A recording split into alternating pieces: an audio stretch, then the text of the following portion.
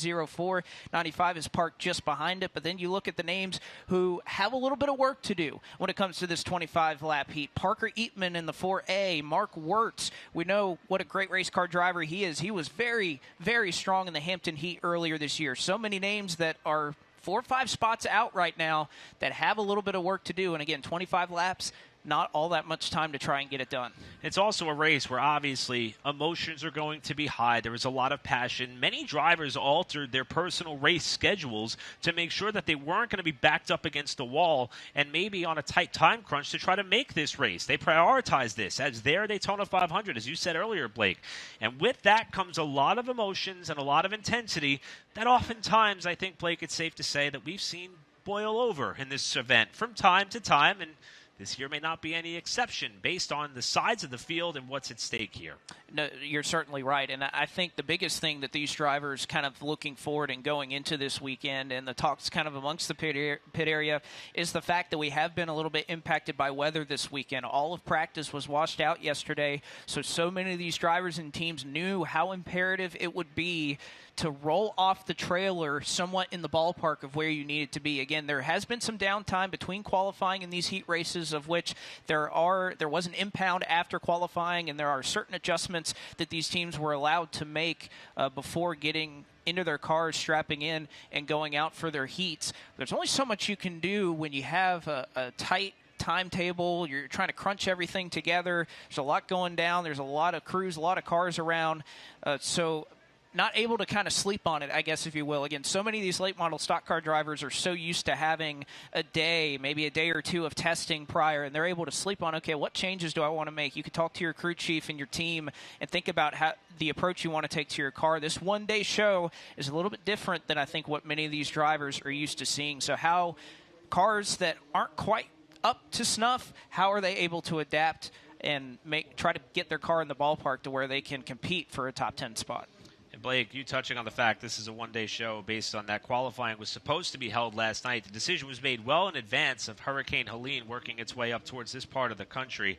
The decision was made to move everything up into a one-day show. Kyle Dudley strapped into his car and on the ready to be the first to lead us down to a green flag after he won that $5,000 bonus courtesy of the Martinsville Speedway by being the fast qualifier, and he will have a very clear path to race his way, not maybe just into the show, Blake, but let's not forget, if Kyle wins this race, he guarantees himself a pole shot for the 200-lapper. Well, I think the one thing that these drivers, again, why this is so tense, and you saw the smiles, you knew how great it was to be able to come down and run this lap. As you can see, Kyle Dudley here taken to the green flag, and we talked about this during qualifying a little bit later on in that session, Eric. There was a little bit of cloud cover that came over the racetrack, and there were certain cars that were able to kind of play that to their benefit. Kyle Dudley was certainly one of them, got the cool track that he wanted, but you could see this lap right here, perfect line with all the butterflies, everything that goes into this race, yet he was able to go out and run a great lap one, and that was actually the lap that put him on the pole, and his second lap was still awfully competitive, but was still a little bit off the time that he ran. Kyle's been doing this for quite some time. In fact, just last year, he was honored by Advance Auto Parts as a member who got to adorn Ryan Blaney's Cup Series car as the track champion at what was then Motor Mile Speedway, now known as Pulaski County Speedway. Ironically, he shared that honor with that of fellow competitor Landon Huffman, who was also on that same car by virtue of the track title he won at Hickory. Kyle, as we got to hear from a little while earlier, quite the character. He's got a very unique fire suit that we touched on throughout qualifying, and he appears to have the right mentality in what could be a pretty intense 25-lap affair that is inching closer to the start as the field will get set to roll off on the back straightaway here with team members trying to run off to safety. We're inching closer to the parade of pace laps to get us our first green flag of the afternoon. I think it's worth mentioning, too, look who is on the outside of that second row. How about the 29A out of Long Island, Virginia, Stuart Cruz, starting P2 in this heat. He had a great qualifying effort as well. Longtime competitor, multi-time winner at South Boston Speedway.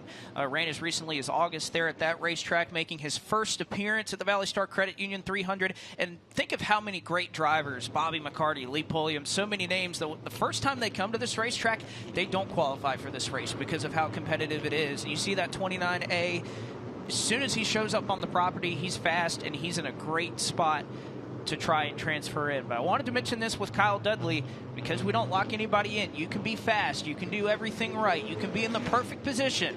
Something can go wrong. You can blow a motor. You can pop a valve. It doesn't matter. There's so much that can happen here that makes these laps, even if you're in a great spot to transfer, they're so intense. You just are so tense behind the wheel waiting for those laps to count down.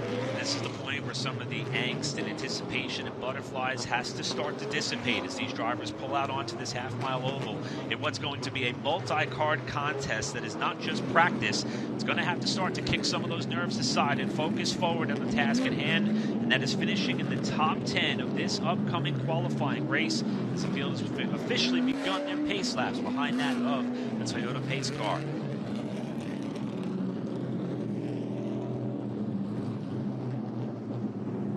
This field so far 19 cars strong, so a little bit less than half are going to be watching along with the rest of us as to how it will all unfold, with Kyle Dudley starting on the pole, slated to bring us down for the green flag, alongside of the aforementioned Stuart Cruz, who's been very, very impressive so far here all day long.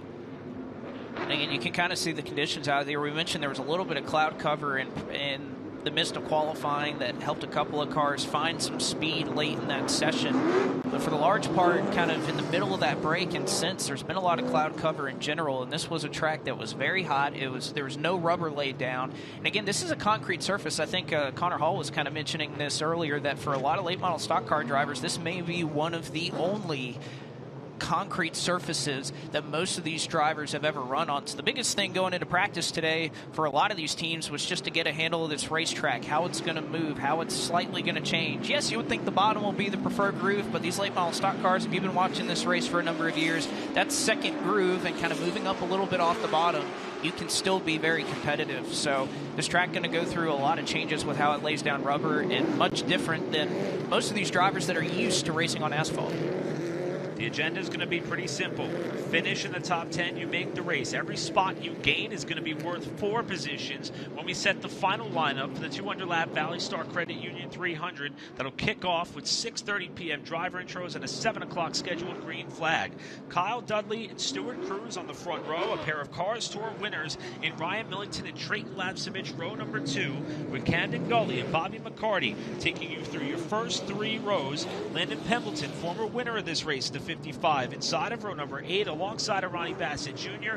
And the final 2 cars that will start this race in a locked-in spot, Dylan Ward, Jacob Hefner through your first 5 rows. And then you move back to the drivers that have a little bit of work in front of them. Back in row 6, Parker Eatman will start 1 spot out of a transform. Mark Wirtz, the number 55A, will roll along in 12th. How about Blaine Harrison? Looked pretty good in practice earlier today. We'll see what he can do alongside the 40 of Taylor Satterfield out of Nicholson, Georgia. And how about Steve Zacharias, the promoter, the owner of Florence Motor Speedway, coming out here and trying to make the field. He'll do so from the 15th position. Carl Budzik-Vesky will go from the 7A in the 18th spot, and Trey Williams, Tony Hausman, and Connor Branch, the last few that have some work cut out for them to try and make the top 10. And just like that, we are a half a lap away from the green flag. Hats off to everybody at the Martinsville Speedway, NASCAR officials, competitors, and all for the condensed schedule to lead us up to this moment. Our originally scheduled programming, the 25-lap qualifying races to set the field for the 2024 ValleyStar Credit Union 300 here at Martinsville. Kyle Dudley, the fastest qualifier, and Stuart Cruz are going to bring us down for the start. And the first qualifying race of the day is underway from Martinsville.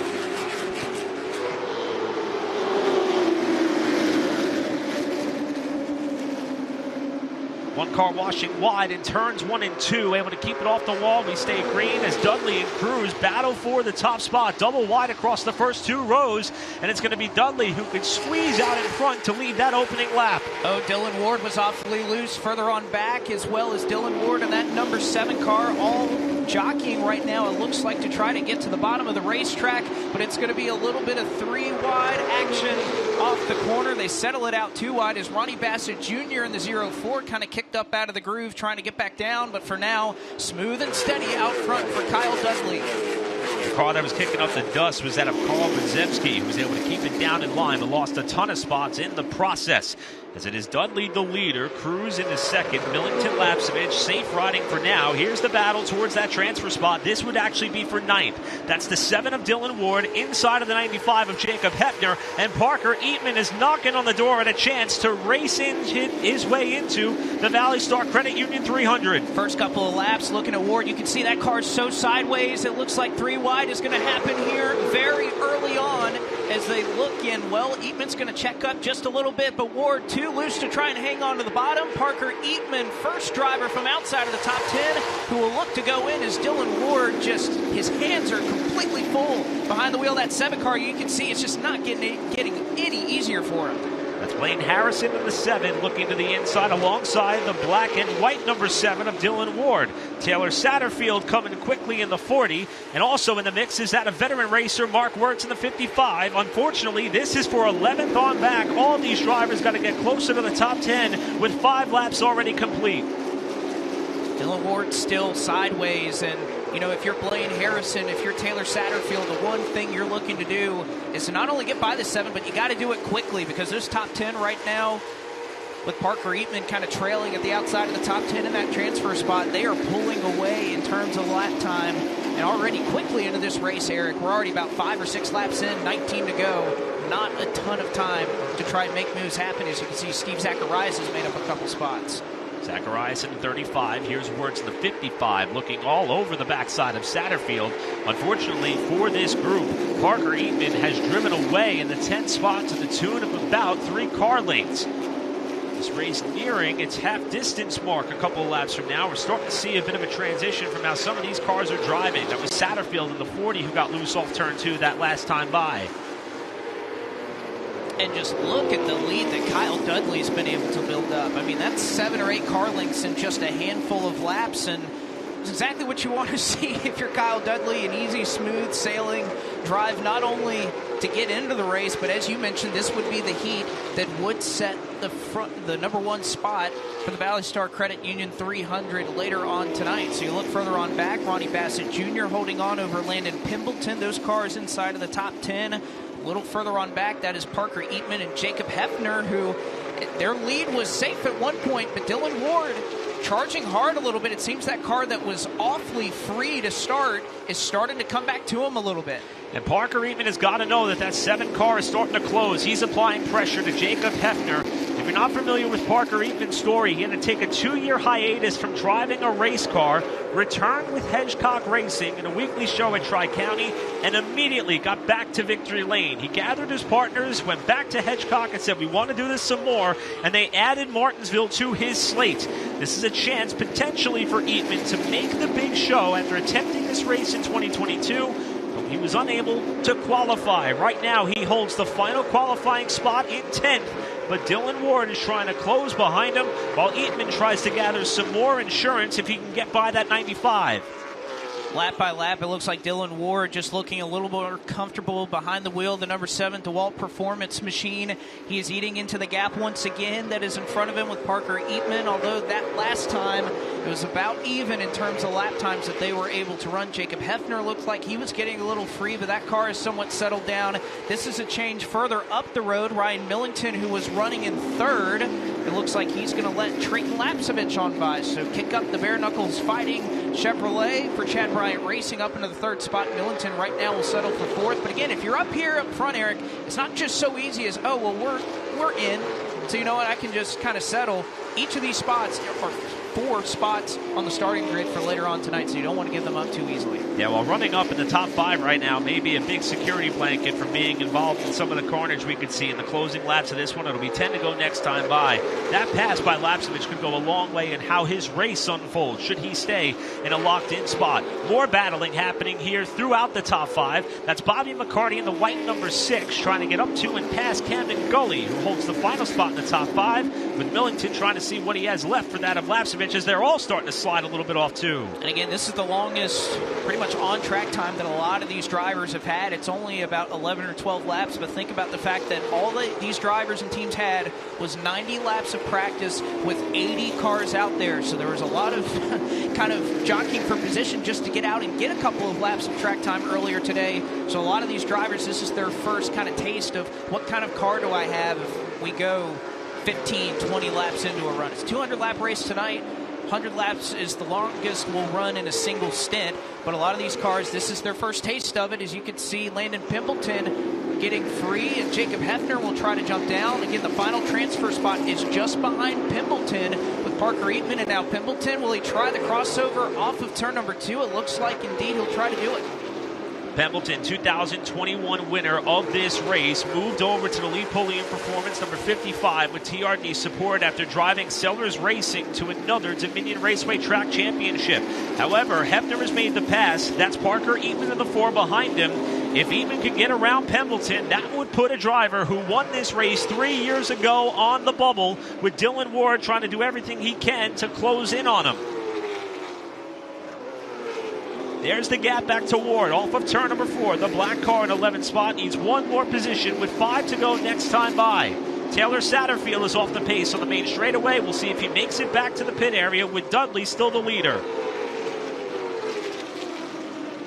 Dylan Ward right now trying to do everything. You can see Millington got a little bit of a shot right there from Camden Gully. A couple of RNS chassis battling back and forth between two cars that share the same number. But if you're Landon Pimpleton, this is when I start to get a little bit worried now. You're side by side. You're losing a little bit of time. Parker Eatman trying to chase him down. 5 laps to go. And every little bit that these two battled, that brings Dylan Ward right into the fold. Taylor Satterfield, meanwhile, off the pace. He was able to get back to pit road, so we stay green. These two bounced off each other 1 lap ago. Eatman now into the back of Pimpleton to shove him wide. And here comes Dylan Ward to try to battle his way into the field. One saying is that if you're going to move them, you got to get away, and it looks like Pimpleton not going to be able to get back to that 4 car just yet, so that makes it a great transfer battle here. They'll come across this time. 3 laps to go. Dylan Ward has a spot in the ValleyStar Credit Union 300 right in his sights if he can get to the back of the 55, who looks loose off of turn 2. 1 year ago, Dylan Ward was celebrating with brother Trevor in what was the biggest night of his young racing life. Dylan trying to make his own memory in 2024. Looking to the inside of Pimpleton. 2 laps to go at the line. The Lee Pulliam Performance car stuck on the high side, a little bit free as they go down into 1 and 2. Dylan Ward almost mirroring what his younger brother was able to do a year ago, but it's Pimpleton with the drive off the corner into 3 and 4. They'll come around this time to the white flag. What are you willing to do to make the ValleyStar Credit Union 300? White flag on Kyle Dudley. This the battle for the final transfer spot. Pimpleton, former winner. Dylan Ward trying to get there. Half a lap to go. 2 drivers side by side. Kyle Dudley will win easily as he comes around to the start-finish line, but off of turn 4, Ward gets loose, and he's not going to be able to make it happen. Landon Pimpleton will be the final transfer in the first heat of the ValleyStar Credit Union 300. Dylan Ward, Steve Zacharias, Blaine Harrison, Wirtz, and Pazewski, the first few to miss out. And for Landon Pimpleton, who has a grandfather clock of his own sitting at home, was just 1 spot away from having to load up early, but the perfect day continues for that of Kyle Dudley in the 4. Led every lap in a 25-lap contest that went clean and green from the start, and he will be leading the 40-car field down for the green flag for the ValleyStar Credit Union 300 by virtue of the Heat 1 win. And drives right to Tech. And I know we were watching that great transfer battle going on, but how about the margin of victory for Kyle Dudley, who I imagine in the last couple of laps probably backed it off a little bit, because why wear out your equipment? 2.1 seconds for Kyle Dudley over the entire field that was covered. He finishes first. You see Stuart Cruz. He brings it home in second just behind him. And we mentioned that battle going on earlier with Trayton Lapsevich and Ryan Millington. Lapsevich able to pull away from that 15 car. And what you said, yes, was a clean and green heat race number 1. Parker Eatman is going to be able to make his first ValleyStar Credit Union 300. Pimpleton rounds out that top 10. But what a job by that of Kyle Dudley. And hats off to Dylan Ward. There was a point there where if he wanted to get really, really rough with the 55, he could have. He elected to try to race it out cleanly. They both took a big slide off turn 2. Here's our unofficial results as they came to the line, with Dudley and Cruz just as they did on the front row to start this race, first and second. Lapsevich, Millington, flip-flop spots there. A couple of R&S tied race cars, 5th and 6th, and Gully and McCarty, Bassett and Hefner.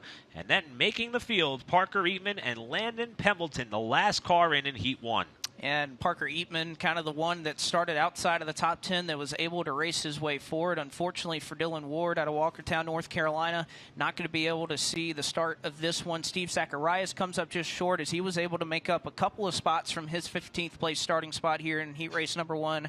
Blaine Harrison, as you can see the rest of this field scroll on by. But, Eric, we talk about these heats and the fact that they are often very chaotic, very drama-filled, but I would say, aside from that transfer battle, of which we did see a lot of great battling for position there, it's clean and green so far here in heat race number 1. Yeah, what do they normally say about the duels at Daytona? If one of them's usually really clean and green, then the other one's usually a little bit of a mess. Granted, we've got 4 races, so we'll see how it all unfolds here, but boy, Kyle Dudley is certainly making a bit of a statement. Now, granted, the quick time in qualifying, the 25 laps here, a lot still to come for the 200-lap event, but nobody's in a better position than that of Roanoke, Virginia's Kyle Dudley, with qualifying race number 2 waiting in the wings.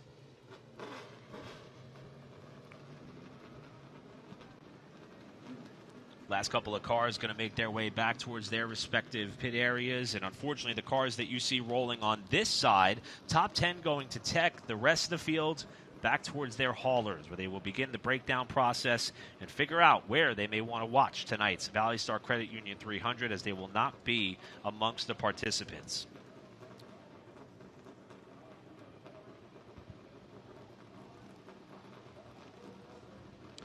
It's just a tough situation here. You spend so much time and effort looking forward to this race, and you know, for many of these drivers, it's a multi-day affair.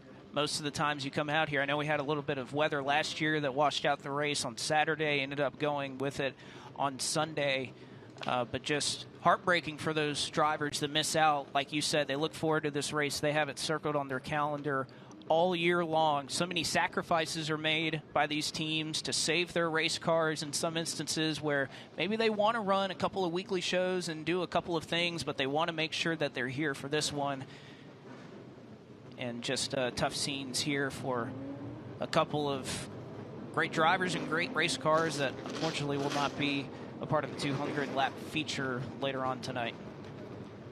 Well, the last couple of cars get rolled into position. We want to take this opportunity to mention, obviously this event was affected by weather, but this entire part of the country was impacted by weather over the course of the last 48 hours.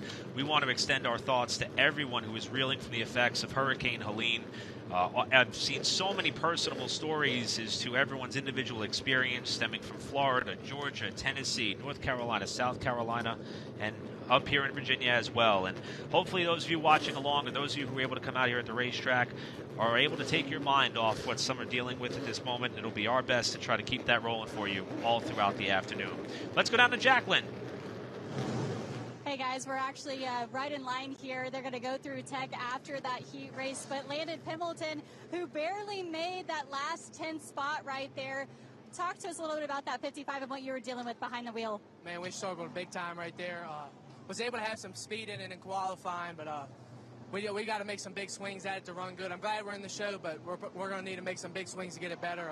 I have all faith in these guys, and we're going to get it right. Dylan Ward was able to close in on you in the final laps. What were you willing to do if you did get to your back bumper? Just trying to be consistent the whole time. I'm not much into tearing up race cars and stuff, so I'm glad we came out clean, and we're going to move on to the main event and try and get better. Landon Pembleton, he's going to be the final lock-in in heat number 1. And as you say that, heat number 2 has now hit the track. Thanks, Jacqueline. Heat number 2, second verse, going to be same as the first. 25 laps, green flag laps only will count, and there will be one attempt at an overtime finish if needed, although we did not see a caution flag at all in heat number 1.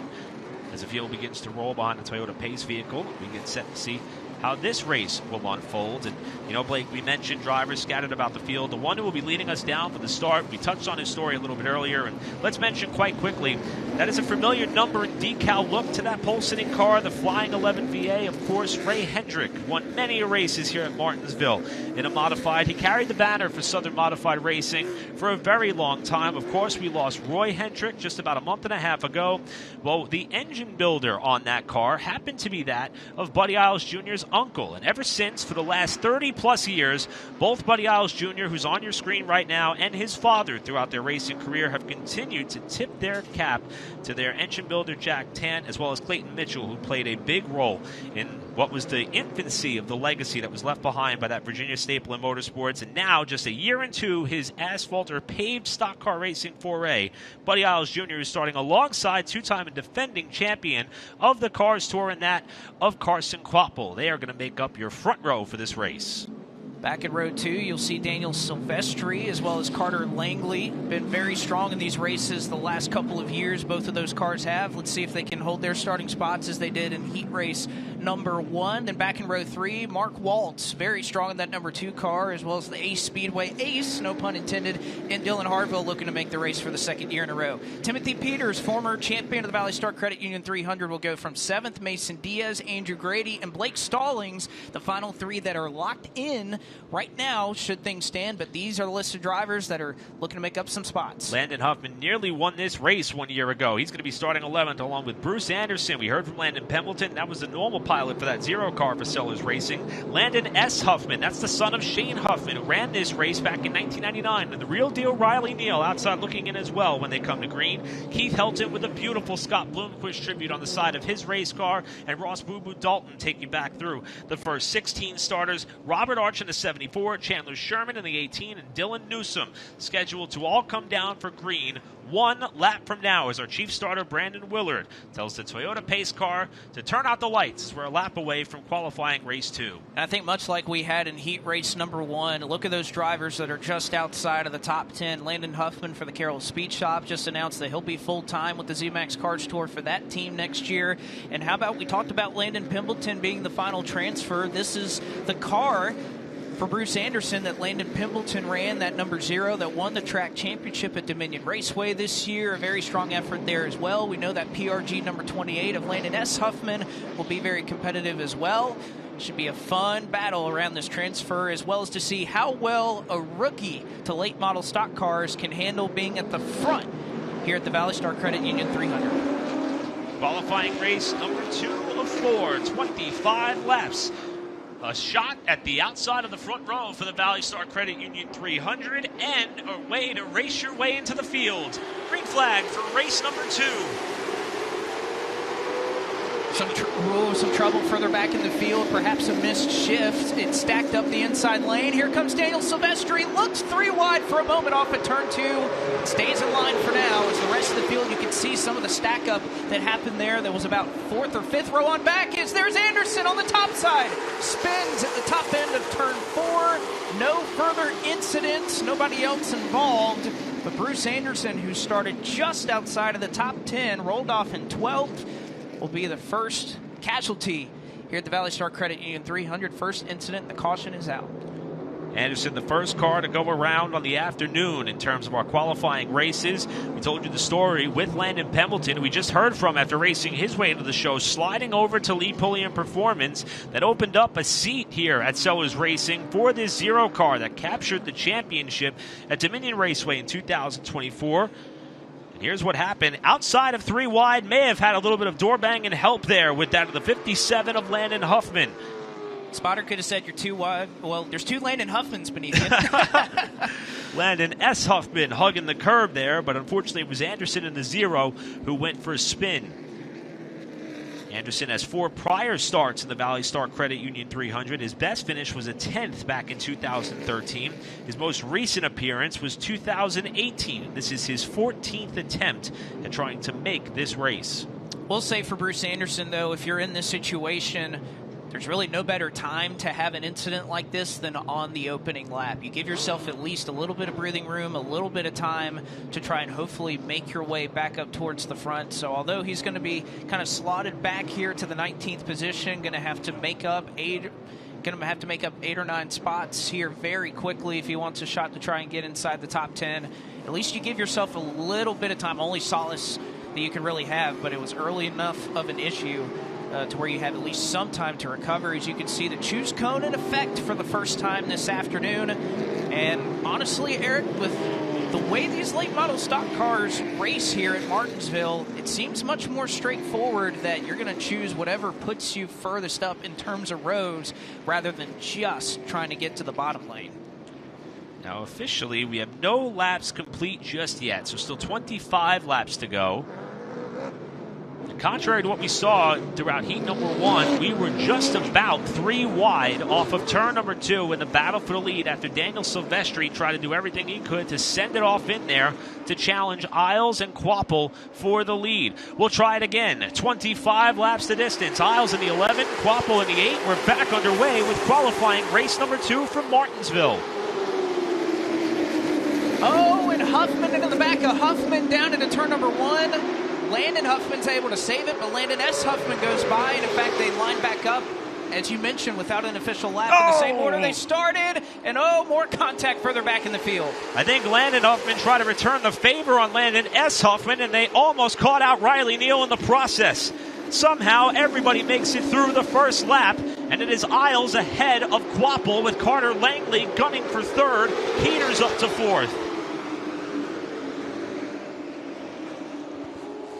Peters in that 51 getting shuffled out a couple of spots there off turn number 4 in the 51, as this race is much more hectic than what we saw in qualifying race number 1. Yep, stacking up a little bit behind Dylan Hartwell in that 33. You can see Quapple doing what a number of drivers are kind of not blocking to the bottom, but kind of showing, hey, I'm going to try and defend this at least a little bit. One car up the hill, that's Andrew Grady, who's just able to save it. Unfortunately for him, he loses a handful of spots. He'll go back into the final transfer spot as you see the rest of the top 10 single file. But Grady, a great job of trying to hold on to that race car, but now he is the last one trying to hold on is Landon S. Huffman, who has made a quick charge up through this field, trying to get back. And oh, by the way, it's right in front of Landon Huffman, who hit him a little bit earlier. That's Blake Stallings in the 77 to the inside of Mason Diaz in a Hedgecock Racing number 45. Mason's not sure what the rest of his slate looks like in 2024. Grady on the bubble spot in the 1. Landon S. Huffman trying to close. Grady looking to give himself one more position of safety as Diaz tries to cover the spot. Grady's going to ship him in turn 1. Diaz trying to save the car. Huffman jacks up the front end and loses the hood on his Pinnacle Racing Group 28. And I imagine that that's somehow going to draw a black flag. In fact, it may draw a caution for debris, and indeed it will, as Diaz and Grady make contact going down into turn number 1. And Grady's going to drive up to Diaz. I don't think he was very happy about that, but he'll put on the binders for now. But Landon S. Huffman loses the hood off of turn number 2 in an incident that he had no involvement with. That may be the best case scenario for Landon S. Huffman, to have that hood come completely off of his race car. You see officials quick to retrieve the debris that ended up to the entrance of turn number 3 after Huffman had that thing flapping in the breeze all the way down the backstretch. Take a look at what happened. This is Grady in the 1 down in the first corner. Diaz with a magnificent save, and then the stack up. Landon S. Huffman went underneath the rear bumper cover of the Torque chassis number 1, and that hood did not hang on by a thread for very long. No, it didn't. And you see kind of what we were talking about earlier. Diaz kind of, again, not throwing an aggressive block, but just kind of defending in a certain way to try and go into the bottom, and Grady just really sent it down into turn number 1. Not really a lot of splitter damage. Again, you can see Landon S. Huffman kind of jump up on the curbing down in the bottom of 1 and 2, but it doesn't look like there's too much damage on the splitter. And you're exactly right. At this point, he's getting a black flag if that hood somehow stays attached. And very quickly, NASCAR officials were right on it as soon as that hood flew off. Caution was out. And I think because, again, there wasn't an incident, nobody was technically involved, nobody got spun, I imagine that Landon S. Huffman is going to be able to retain his position where he is right now. So, again, probably best case scenario considering all that happened, that the hood flies off, you don't have a black flag issued, because they certainly would have pulled him down to fix that. Landon S. Huffman out of Connolly Springs, North Carolina. This is a Pinnacle Racing Group entry, similar to what you've seen on the ARCA Menard Series side with Connor Zilich and Connor Mozak. His father, Shane, not only a long-time and successful racer of his own right as they come to the choose this time by. We're a lap away from the restart, but Landon S. Huffman has been paving the way himself for what seems to be a pretty promising career in the sport himself. Second in the Bobby Isaac Memorial at Hickory. Has been racing and running well at many of the tracks in that region, Tri-County and Florence as well, and has multiple wins at America's favorite short track at Hickory. Now, as you mentioned, Blake, he's not going to be relegated to the rear. We'll check after the choose. He's going to be one spot shy of what is going to be 9th and 10th for Diaz and Grady on this restart. And oh, by the way, Carter Langley worked his way up into second with that choose.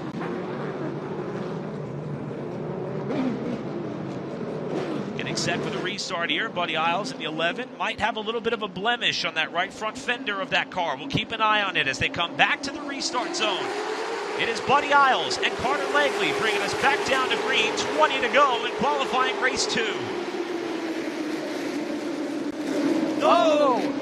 Carter Langley up the hill. They're going to go 3 wide on the backstretch. Quapple into the side of Buddy Isles. They both save it. Now Silvestri, the middle of the sandwich there, is Langley trying to find some solace on the top lane, but he may lose a handful of spots here down the front stretch. Mark Wirtz, the meat in the sandwich right now with Langley trying to stay in the top 10. Now he gets shoved wide in the 5. Stallings, Harville side by side behind him. That was Waltz that hit the wall hard out of turn number 2. Wonder if that knocked the toe out on that race car. Can he hang on? And you mentioned Langley going up to the top side. This is the risk if you can't find your way back down to the bottom. The second lane's not bad, but the third lane you're definitely going to lose some spots. Now Blake Stallings gets shoved up wide. Man, is he willing that car. Stallings trying to hang onto the car like Superman. Here's Grady and Diaz part 2. The one to the inside. Landon S. Huffman now ships Grady up in turn number 3. And that would be for the final transfer spot as they battle for 10th at the line. That is the final spot. As you can see, Landon S. Huffman trying to arc out the one car as they go down into turn number 1. But don't forget about that 07 that's got a shot. That's the real deal. Riley Neal trying to make up some spots. This is all happening inside the top 10 between Stallings and the 45 of Diaz. But Landon S. Huffman, Grady side by side. S. Huffman hanging on. Does Neal look 3 wide? Neal thought about it as these two continue to bang doors. The 28 to the inside. Now Riley Neal tries again to peek to the bottom with Grady making the top lane work to squeeze out in front and hold on to 10th for now. And again, you're 13th, you're 14th. You see all this going on. You think I have a shot. Neal shoves Landon S. Huffman up the hill. Here comes Landon Huffman looking to the bottom. As at the stripe that time, it will be Neal trying to make his way by. Landon S. Huffman, though, way up the hill. He'll lose a ton of spots. This is for 11th. That car was starting to shed more body work on the right front as now he dives to the inside of Anderson, catches the curb, and Anderson's going to spin for the second time in this race after Landon S. Huffman caught the curb at the left front and bounced up into the left rear of the 0, and we are under caution yet again in this qualifier. And that is the last thing that Andrew Grady or Blake Stallings wanted to see. With all of that going on for the 11th position, they had been able to pull away. It was almost half a straightaway at that point. With all the jockeying for position, all the contact that was going on, they had managed a pretty sizable lead. This caution bunches them right back up. This race certainly the exact opposite of what we saw in race number 1. Anderson evidently not too happy with Landon S. Huffman. Here's what happened. Watch the 28 car right there. Catch that curb just going into turn 3. And that was all Anderson needed to do a little bit of a loop-de-doo for the second time, ironically in the same spot on the racetrack where he spun on the opening lap of this race. Yeah, and that was Anderson just kind of pulling back. Again, pulled up to the 28 car. Was not happy at all. As you can see, the number 74 car coming down, and they'll try to make some adjustments. That is Robert Arch behind the wheel of that airbag specialist in the Sign Shop Chevrolet. You can see a little bit of damage that he's having to deal with now. They even have a tire. It looks like the left front is low, and they're going to try, yep, left front's flat, and they're going to be allowed to change that left front tire and hopefully assess some of the damage. Call this a little bit shy of a halfway opportunity as Landon S. Huffman is now going to come to the pit lane. He's got all sorts of, I was going to say blemishes, but that's more of a couple of indentations, if you will. That car looks like it's been through 200 laps of hard racing, not 11. going to come to the attention. Looks like they're going to bolt another hood on the top of that car and try to clear out a little bit of the fender well there on the right front to make sure that he's not rubbing alongside of that F45 Hoosier tire for a last-ditch effort to climb back up the running order. 15 laps still to go. Again, these caution laps do not count in these qualifying races, and so far Buddy Isles Jr. has led all the way, albeit, though, has been under some pretty heavy pressure by all the contenders behind him. Well, there's been a lot of rooting and gouging for that final transfer spot. Yeah, I was really interested there off of turn number 2. We kind of got a little bit of a look at it, but for Matt Waltz, scraping the wall there, again, kind of saw it out of our vantage point, so hard to tell how hard that contact was with the outside wall, but it looks like the couple of laps following that, it didn't look like it slowed down that 2 car too much. So I think Matt Waltz, if you're a Matt Waltz fan out there, didn't look like there was too much concern. Some of the lettering is gone on that right front tire of the 2B, but so far so good. As Huffman gets patched up, he'll get rolling, and now the choose taking place on the front straightaway right now. Ironically, Landon S. Huffman is going to have to drive by some of the cars that are staging for qualifying race number 3. So 10 laps complete, 15 laps to go. And it's Buddy Isles Jr., the second fastest qualifier, again with a little bit of damage to that right front. You can see just a little bit of Hoosier rubber right to the side of where the headlight would be on that Chevy Camaro-bodied race car, alongside of Daniel Silvestri, trying to make the most of his opportunity here. What is a partnership with Tom Musry Racing and several others on the outside of the front row for this restart. Carson Quapple and Matt Waltz make up row number 2 as we are back underway. 15 to go, and everyone is ratcheted up. Look at Quapple trying to make it 3 wide for the lead in turn 1, but Isles is going to try to keep the door shut. Quapple still we got a spin in the back. Bruce Anderson around again. Boo Boo Dalton is involved, and another car backs into him as he tries to slow up. That's the 44A of Dylan Newsom, who has ripped the left front fender off of that 44 car. And just as we saw Quapple time that restart really well, some drivers further back in the field did the same. And it looks like these two worse for the wear. As, man, Bruce Anderson has already had a long afternoon, only 11 laps strong here at Martinsville. And you can see Boo Boo, he's not happy. He's holding his hands up. Come on, man, what are you doing? Ross Boo Boo Dalton trying to see if he can drive away from the scene. Let's take a look at what happened going into turn number 1. The initial contact was up ahead of Boo Boo, and there's another curb hopper. Yeah. Wow. Again, I think you see Boo Boo kind of checking up for what he sees in front of it, and immediately hands out the window. There's nowhere for him to go. You can see the amount of damage on the door of that car. Window net is down, and unfortunately for Dalton, was looking to make his second start in the ValleyStar Credit Union 300. His 5th attempt, hasn't been able to make this race since 2016, but really nothing he could do in that situation right there. Slowed up for the wreck in front of him, and he may try to keep rolling, but the window net's down. I think he knows that this may be the end of the day for him. Was going to say, I think the worst thing there for Boo Boo is that once he popped the window net down, he's definitely going to need some help to try to get that back up. But nevertheless, maybe wanting to take this lap or half a lap to kind of weave the car back and forth and see if the damage is just cosmetic or if there's something more, as Newsom is also going to drive away in that 44 car. And again, Anderson spun in that wreck, but I still don't think he hit anything. Somehow he's managed to spin around 3 times, and I don't think there's really any significant damage on the 0 car, but that is definitely not the case for Dylan Newsom.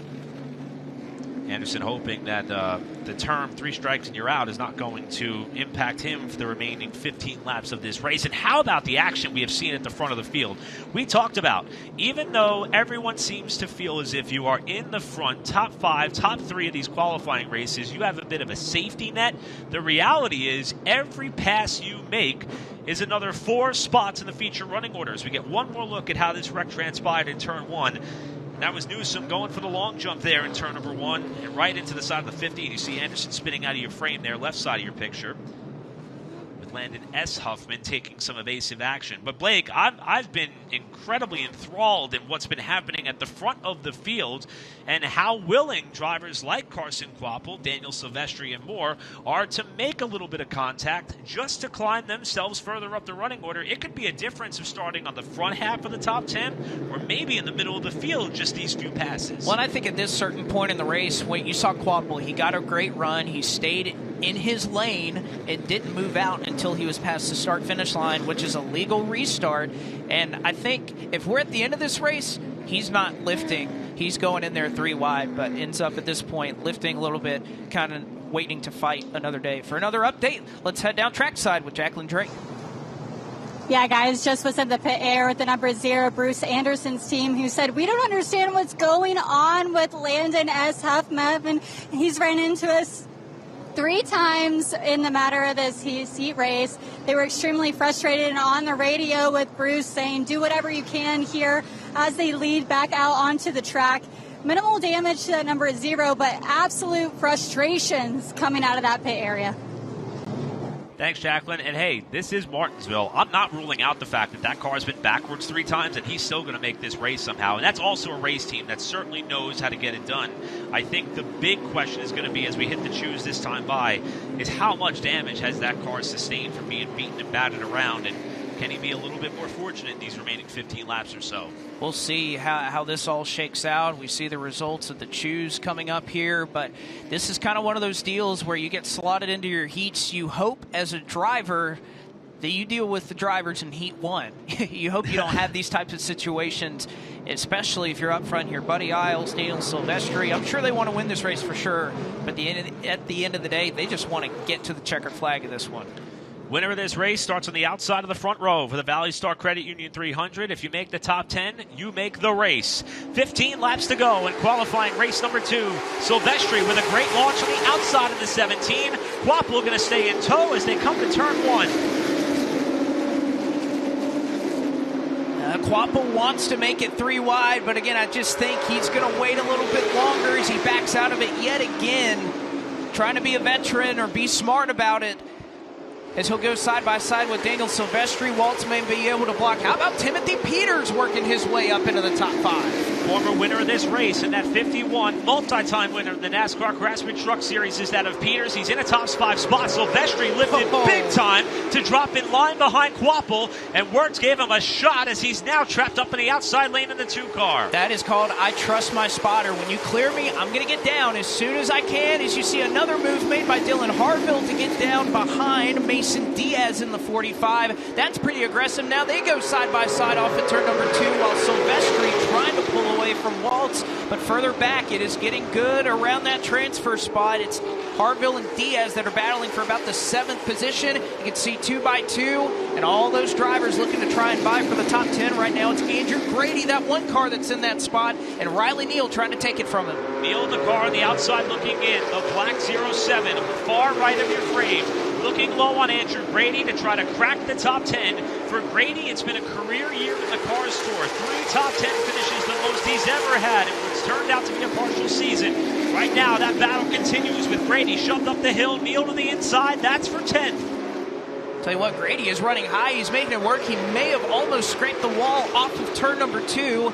As you can see that side-by-side battle happening in front of them, but they're side-by-side for the transfer just behind Blake Stallings, who's starting to fall back into the clutches of that 1 in that 07 car. Also entering the frame now is Chandler Sherman. First time we've called on that car all race long as this battle continues between that of Diaz and Harville. Here is the battle for the transfer spot. This is for 10, Sherman in the 18, and Bruce Anderson has arrived on the scene as well. That is incredible that Anderson's been able to make up all of those spots. Right now it's Andrew Grady that is in, and you could say the same for the 18 car just behind them. Chandler Sherman kind of dodging all of these wrecks early on in this heat. He's able to get by Neal, and Bruce Anderson, the speed he has right now, I think he can well go up and challenge. Sherman loose off of turn 4. He saves it. Does Anderson have a move into turn number 1? And that's allowing Grady to break free and hold on to that final spot, which he seemingly has been holding for most of this race. Another big slide off the corner. That time it's by Riley Neal, who protects the inside. And Anderson, you can see he's not waiting to go to the bottom. Sherman sliding off the corner. Anderson's got to run. He times it to go down low. Meanwhile, as you mentioned, Andrew Grady just absolutely loving all of the action that's going on here. Further back, Bruce Anderson, I think his temper's pretty short right now. He's just going to try to get by anything that's in front of him right now. This is all happening for 11th, which is outside the transfer at the moment, but coming up to about 6 laps to go, anything can happen as Anderson makes up the spot into 12th. 5 to go next time by. Battle for the lead, left side of your picture. Battle for positions in and around the transfer spot on the right side. Quapple with a warning shot to Buddy Iles off turn 4, trying to get the lead and the outside front row starting spot for the 2-time Cars Tour champion. Now it is 5 to go for Buddy Iles. And this is all well in front of third place, so Quapple and Iles have a little bit of room to try and settle it amongst themselves. They're about half a straightaway right now in front of Daniel Silvestri. Lap traffic shouldn't be a factor as Quapple kind of poked his nose to the inside there, trying to make a move on Buddy Iles Jr. But I think Quapple going to be smart about it. He's almost leaning on him, but giving him enough room to make it off the corner. Well, Iles has just been leaving enough room on the bottom to tempt Quapple to do this. Shove the fender to the inside in turn 3. Off of turn number 4. 3 laps to go in qualifying race 2, and Iles prevails on the top lane on corner exit. Again, Iles a dirt racer. He knows where to find that grip, and right now may not have the car that Quapple has, but he knows where to put it to make it difficult for him. A rookie to late model stock cars and one of the best in the business to do it on the inside. Buddy Iles, Carson Quapple, this time off of turn 4, a dead heat. They'll lean on each other, but it's still Iles at the stripe. The battle for the transfer may not be the most intense right now. The battle for the lead, however, is Quapple to the bottom. One of the few things he hasn't been able to do in his career is win a grandfather clock at this racetrack, trying to put himself on the front row for a shot to do it tonight. Side by side off turn 4 as they come to the line. 1 to go. A little bit of contact, and Iles, does he lean into Quapple as they get down into turn number 1? It looks like a little bit of damage for the Junior Motorsports number 8, but off of turn 2, looks to have the drive to try and drive away. Does Buddy Iles have one more shot at it? Iles is going to give it one last chance. He almost gets to the back bumper, but it's not going to happen. Carson Quapple wins qualifying race 2 ahead of Buddy Iles, Daniel Silvestri, Mark Wirtz, and Timothy Peters, your top 5. And the final car to make it in the show after having to fend off all challengers, Andrew Grady, is able to just get ahead of Bruce Anderson at the line, and last year's runner-up Landon Huffman is going to be going home early. He does not transfer into the main.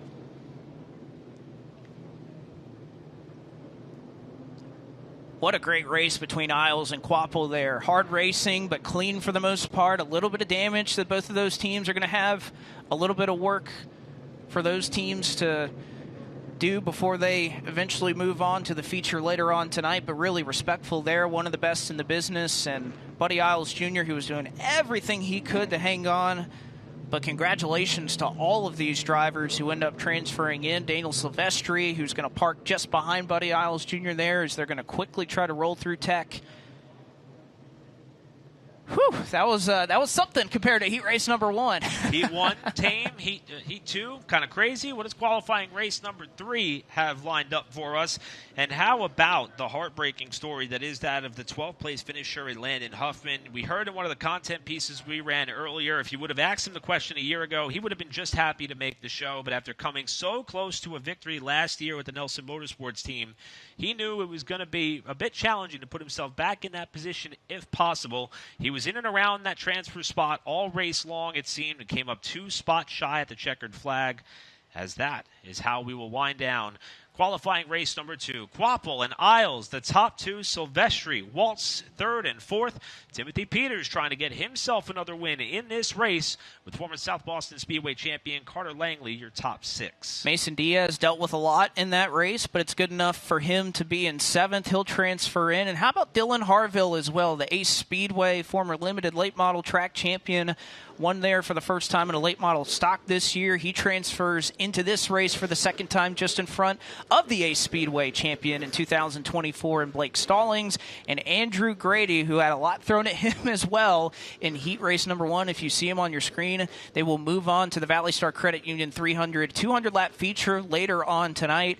And Eric, a couple of tough breaks back here. Bruce Anderson, 3 spins and still drives up to 11th. I know that's got to be a frustrated driver and a frustrated team, but it was not for a lack of effort or speed. Huffman 12th, Riley Neal. Chandler Sherman was battling for that transfer spot as well before he had a big moment that cost him positions. Keith Helton, that beautiful Scott Bloomquist tribute, going to come up a couple of spots short, along with several others. You see Landon Huffman out here debriefing with his team after the unfortunate result opposed to what they were looking for.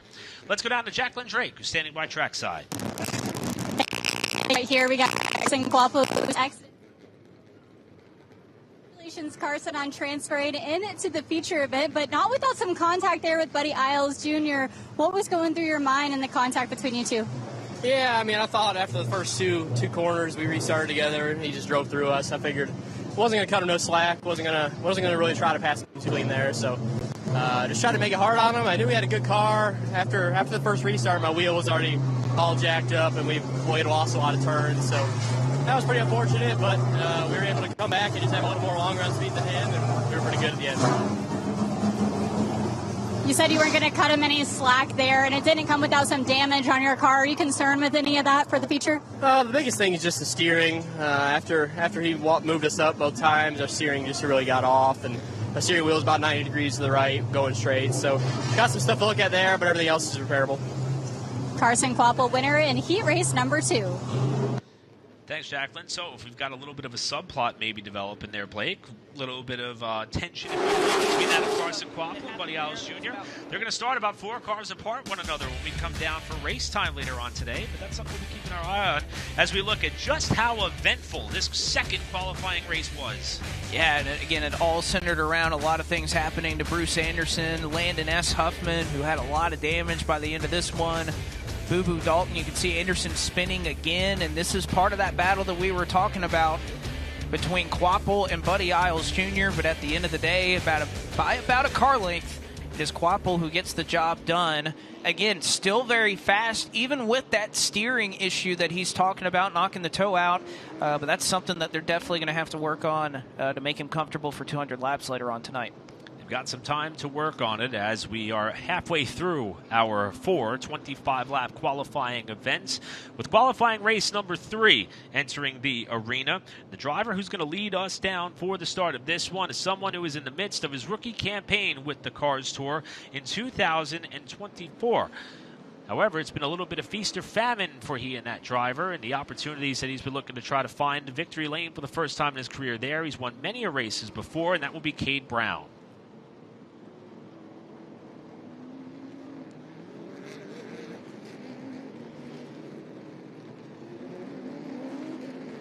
Let's go down to Jacqueline with a report.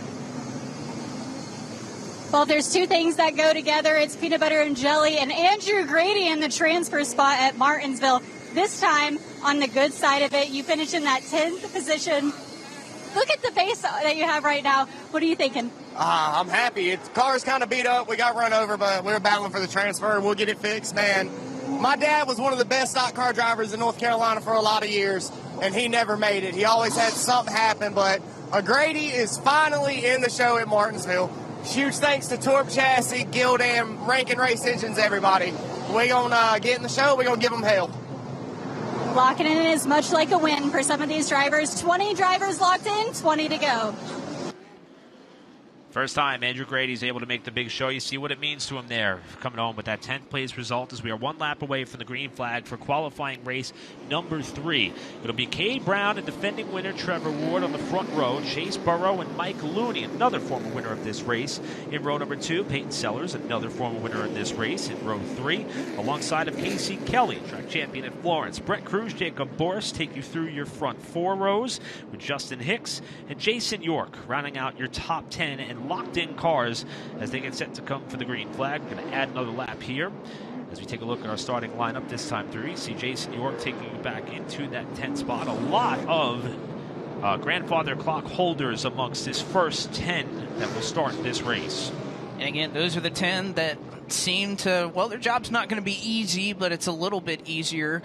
But looking further on back, these are the drivers that have something to go chase. Dexter Knipe Jr., Connor Jones, Doug Barnes, Derek Lancaster. Again, a number of fast cars back here. Brandon Pierce. Jamie York had a little bit of an issue earlier today. We'll see who's able to transfer in. Again, that was a crazy heat race number 2.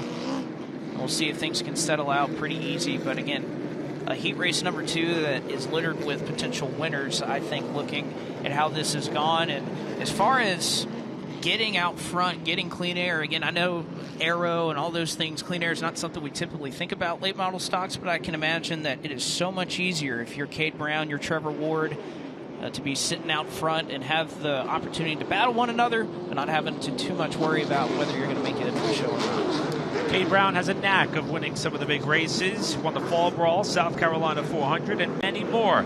If he wins this qualifying race, he'll start tonight's ValleyStar Credit Union 300 in 3rd, alongside of last year's winner, trying to be the first back-to-back champion, Trevor Ward. Boy, he was ready to go. He fires straight out in front from the outside of the front row.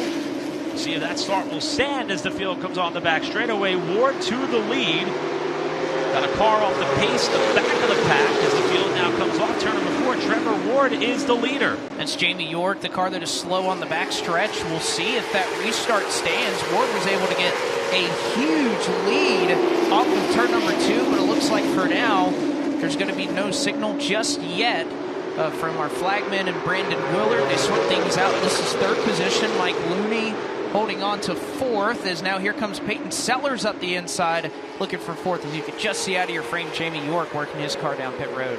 A little bit of a fire coming out from the one car. Sellers to the inside of Mike Looney. That's a pair of drivers who know what it's like to be at the top step of the podium at a racetrack like this, in an event like this, and of Casey Kelly and Brent Cruz. This the battle for 4th. Black flag is going to be displayed. I think that's for Trevor Ward. Yeah, that's for Trevor Ward. So they did not call the start back. Instead, they have black flag the 77. He's going to give up the spot to the 23. We'll see if that's enough to serve the penalty, or if they're going to force him to come down the pit lane. This time through, Brandon Willard still has the black silk in hand. Trevor Ward has to yield to the field, and unless he can catch a caution, this may knock out our defending winner of this race.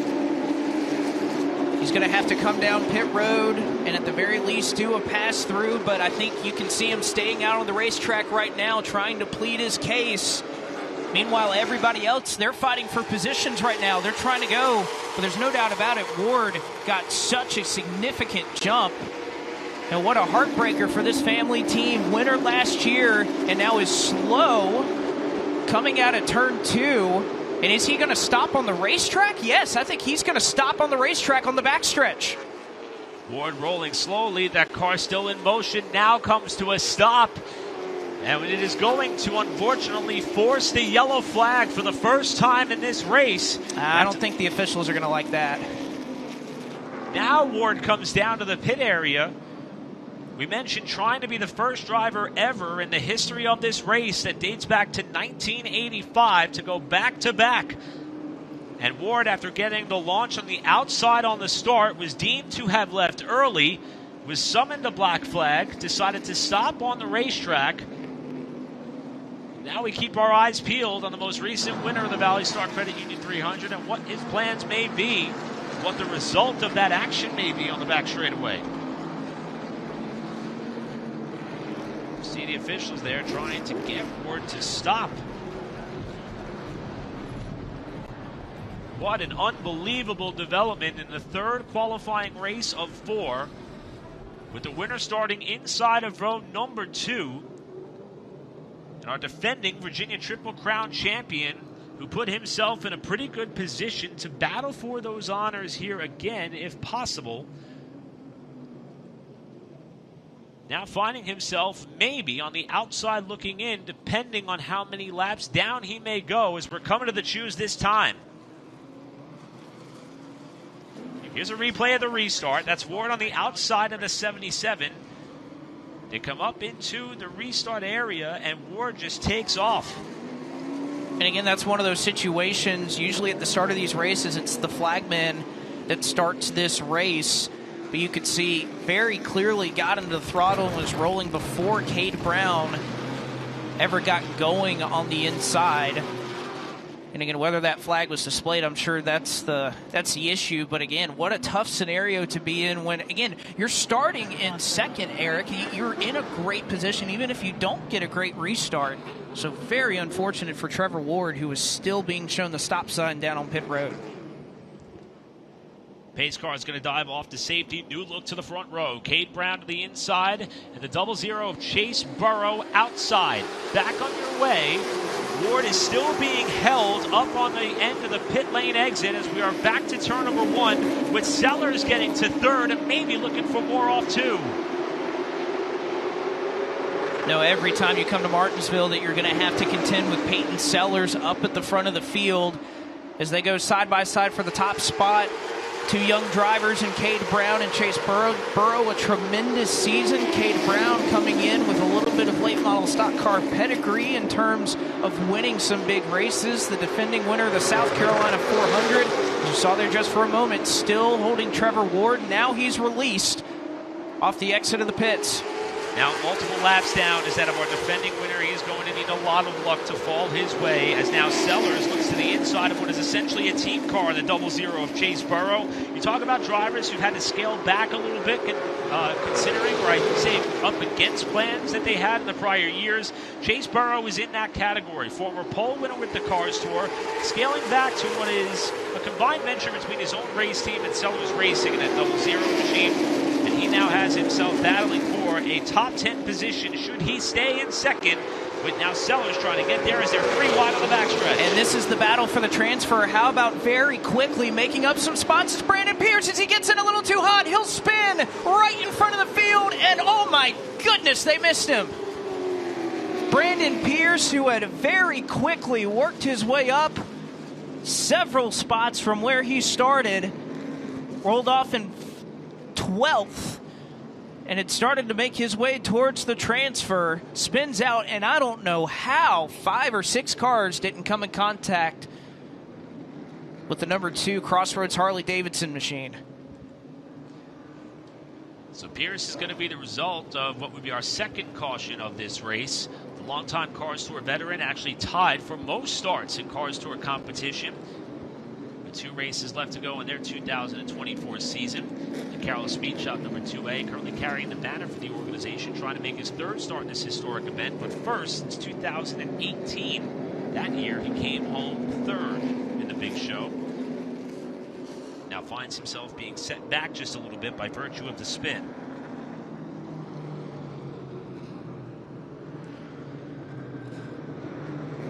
But officially 9 laps complete. And that will give Trevor Ward the opportunity to get one of his laps back. We see Ward there overtaking the leader in the pace car to be the recipient of the free pass. And we'll check with timing and scoring, but I believe he was 2 laps down. They're now showing Trevor as being 1 lap down. We'll clarify that once the field comes back for the restart for our most recent ValleyStar Credit Union 300 and Triple Crown winner and champion. Again, penalized for jumping the initial start. Here's what happened to Brandon Pierce. Again, saw a spot in the ValleyStar Credit Union 300 right in front of him, goes low 3 wide, and again, it's so tough to enter that low. Again, you don't often enter turn 3 wide, pretty much wrapping the apron at Martinsville, just gets in a little bit hot, ends up getting up into the side of Dexter Knipe Jr. and spins that car out before it incurs any further damage, was sitting broadside in the middle of the track, so a great job by a number of drivers back there, Lancaster and Doug Barnes, who somehow didn't make contact with him. But nearly halfway through this one, it's going to be a tough road for Brandon Pierce to try to get back a little bit closer towards that transfer. We mentioned a couple of drivers getting benefited from that black flag to Trevor Ward, Connor Jones being one of those. He's up into the 8th position before the choose. And actually will roll right up in about 2 cars to do so, right behind Brent Cruz in number 29. And Jones looks like, well, he'll stay on the bottom. Knipe as well, as that 25 of Lancaster will go to the top side. Cade Brown has led all the way. Peyton Sellers is going to restart up alongside. Sellers just wrapped up his record-tying 7th track championship at South Boston Speedway. It was only 2 years ago that he won the ValleyStar Credit Union 300, trying to do it for a second time in 2024. He appears to have a very fast race car, and if he could win this race, he'll start on the inside of row number 2.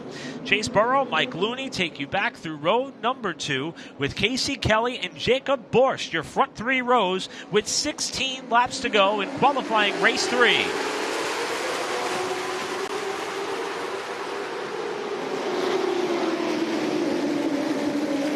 The cars out of shape going into turn 1. Everybody keeps it straight. It appears as though we might be able to keep this race under green after some contact with the battle for the lead raging on in 3. Sellers trying to surge forward. He gets way loose on the top side off 4. Here comes Cade Brown, and again, Trevor Ward is hoping that something happens. One more caution, and he is right back on the lead lap with a shot to try and get after it. Stack up out of turn number 2 behind your race leaders as Cade Brown trying to block Peyton Sellers. Burrow looking to do the same to Mike Looney. Kelly, who did not get a great launch on that restart, holding strong in 5th. Here comes Peyton Sellers down to the bottom. Sellers said, if I can't make the top side work, I will muscle my way to the bottom. And it is going to be clear to the lead for Peyton Sellers with Chase Burrow trying to follow. Mike Looney lurking, and Cade Brown kind of trapped up in that second groove as they bounce off each other in the middle of the corner. Oh, a lot going up here inside of the top 5 as Chase Burrow gets rooted out of the groove. Mike Looney looking to the bottom. He has 4th. He may have 3rd if he's able to get by the Sellers Racing car of the 00 of Chase Burrow. Meanwhile, Doug Barnes Jr. has become the final driver right now that is inside the top 10 and looking to transfer in. Battle for 3rd going on off turn number 4. Here's Looney in the 87 down to the inside. Casey Kelly just behind. Chase Burrow trying to stay up in that top 5 and hope that the accordion effect doesn't take place behind him, with Brent Cruz closing in from 6th. All the while, Doug Barnes Jr. has got his hands full with that transfer spot battle at the end of the back straightaway. As they come off of turn number 4, you see now Looney getting the spot up to 3rd. And everybody trying to buy themselves some time as Burrow gets up the track in 1 and 2.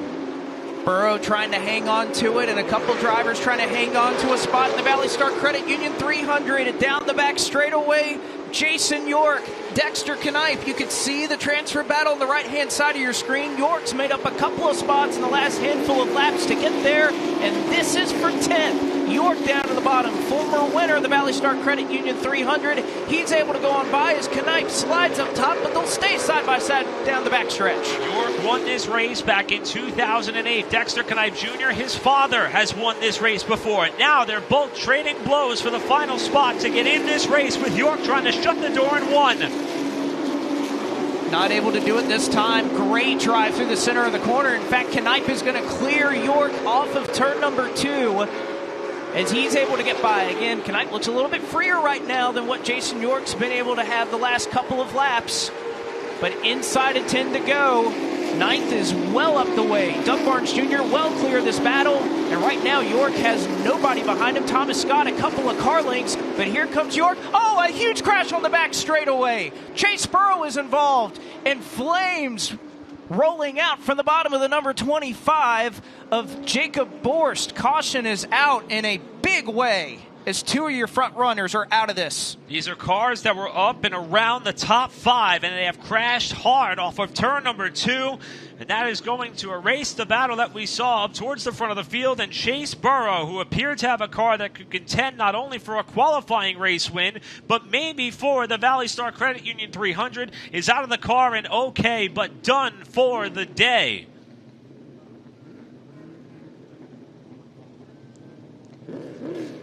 Jacob Borst as well, as Burrow is now walking away from the scene, surveying the damages to his race car as the track and safety crews are quickly there to extinguish the smoldering blaze that continues to ignite underneath the hood of his 00 car. Here's what happened, and it appears as though... Oh, Burrow lost a motor. Yeah, you can tell by the flames, and Jacob Borst with nowhere to go. My goodness. The rest of the field doing a great job. Again, with all the oil, I'm sure, that's being laid down on the backstretch, they're able to drive through it, and that is just how quickly things can go awry at Martinsville. Was wondering, that's a very strange spot to have an incident halfway down the backstretch, but yep, the motor goes up in flames for Chase Burrows. You could see them hooking the 00 up, was having a great run just outside of the top 5, and that will end his bid for grandfather clock, as well as Jacob Borst, who are both well inside the top 10 and looking to transfer in. Burrow, the 2022 Cars Tour Late Model Stock Rookie of the Year. This was his third attempt at trying to make this race, having made the show the last 2 years. Had a great run in 2022. Started outside of the front row and finished 6th. Bad luck last year and bad luck in 2024. Watch Borst in the white and blue number 25 arriving on the scene as Burrow's already up in smoke, and bam! Nowhere for Borst to go as he was blinded by the smoke that was coming out from underneath the Sellers Racing entry, with flames already ablaze underneath the hood of the car, and we are very fortunate that more cars weren't involved.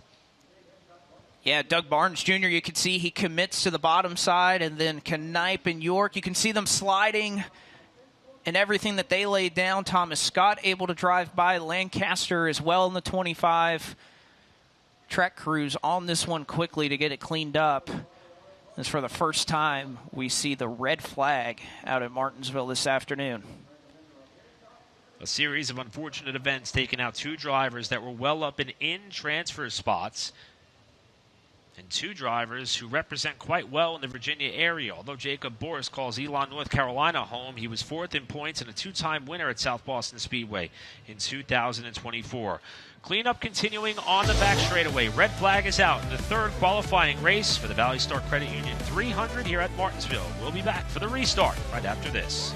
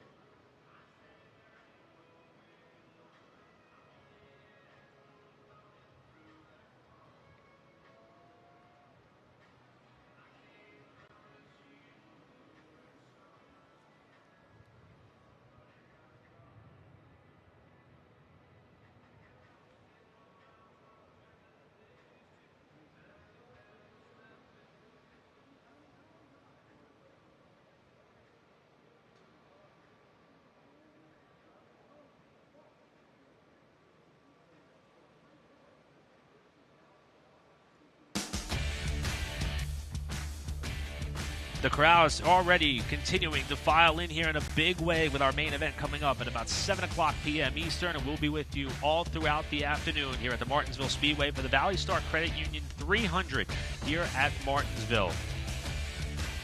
Race fans, don't forget, catch the results from the Cup Series race tomorrow out at Kansas Speedway to see if Ryan Blaney could finish in the top 12. The top 12 finish unlocks 25% off online at shop.advanceautoparts.com on Tuesday from 12 p.m. to 12 a.m. Eastern Standard Time. Use the promo code Blaney12 to take advantage if Ryan Blaney could finish in the top 12, and he's already off to a good start, going to be rolling off tomorrow from 7th position. It's a great effort and initiative, and I'm going to set a reminder on my calendar now to save some money on some auto parts for my car. You see the remnants of Jacob Borst's machine after the driver who, again, went to victory lane a couple of times at South Boston Speedway, making his 4th attempt at this race after a strong debut back in 2021 with a top 10 finish. And that is not going to be the case, as that poor driver out of Elon, North Carolina, just had nowhere to go after Chase Burrow had a power plant expire off of turn number 2. Blake, you and I were talking during the break. This caution flag does open up a big window of possibility for the defending winner to get back in this thing. It does, and looking at the running order, so you take 2 cars that were solidly running up inside the top 10, you move them out.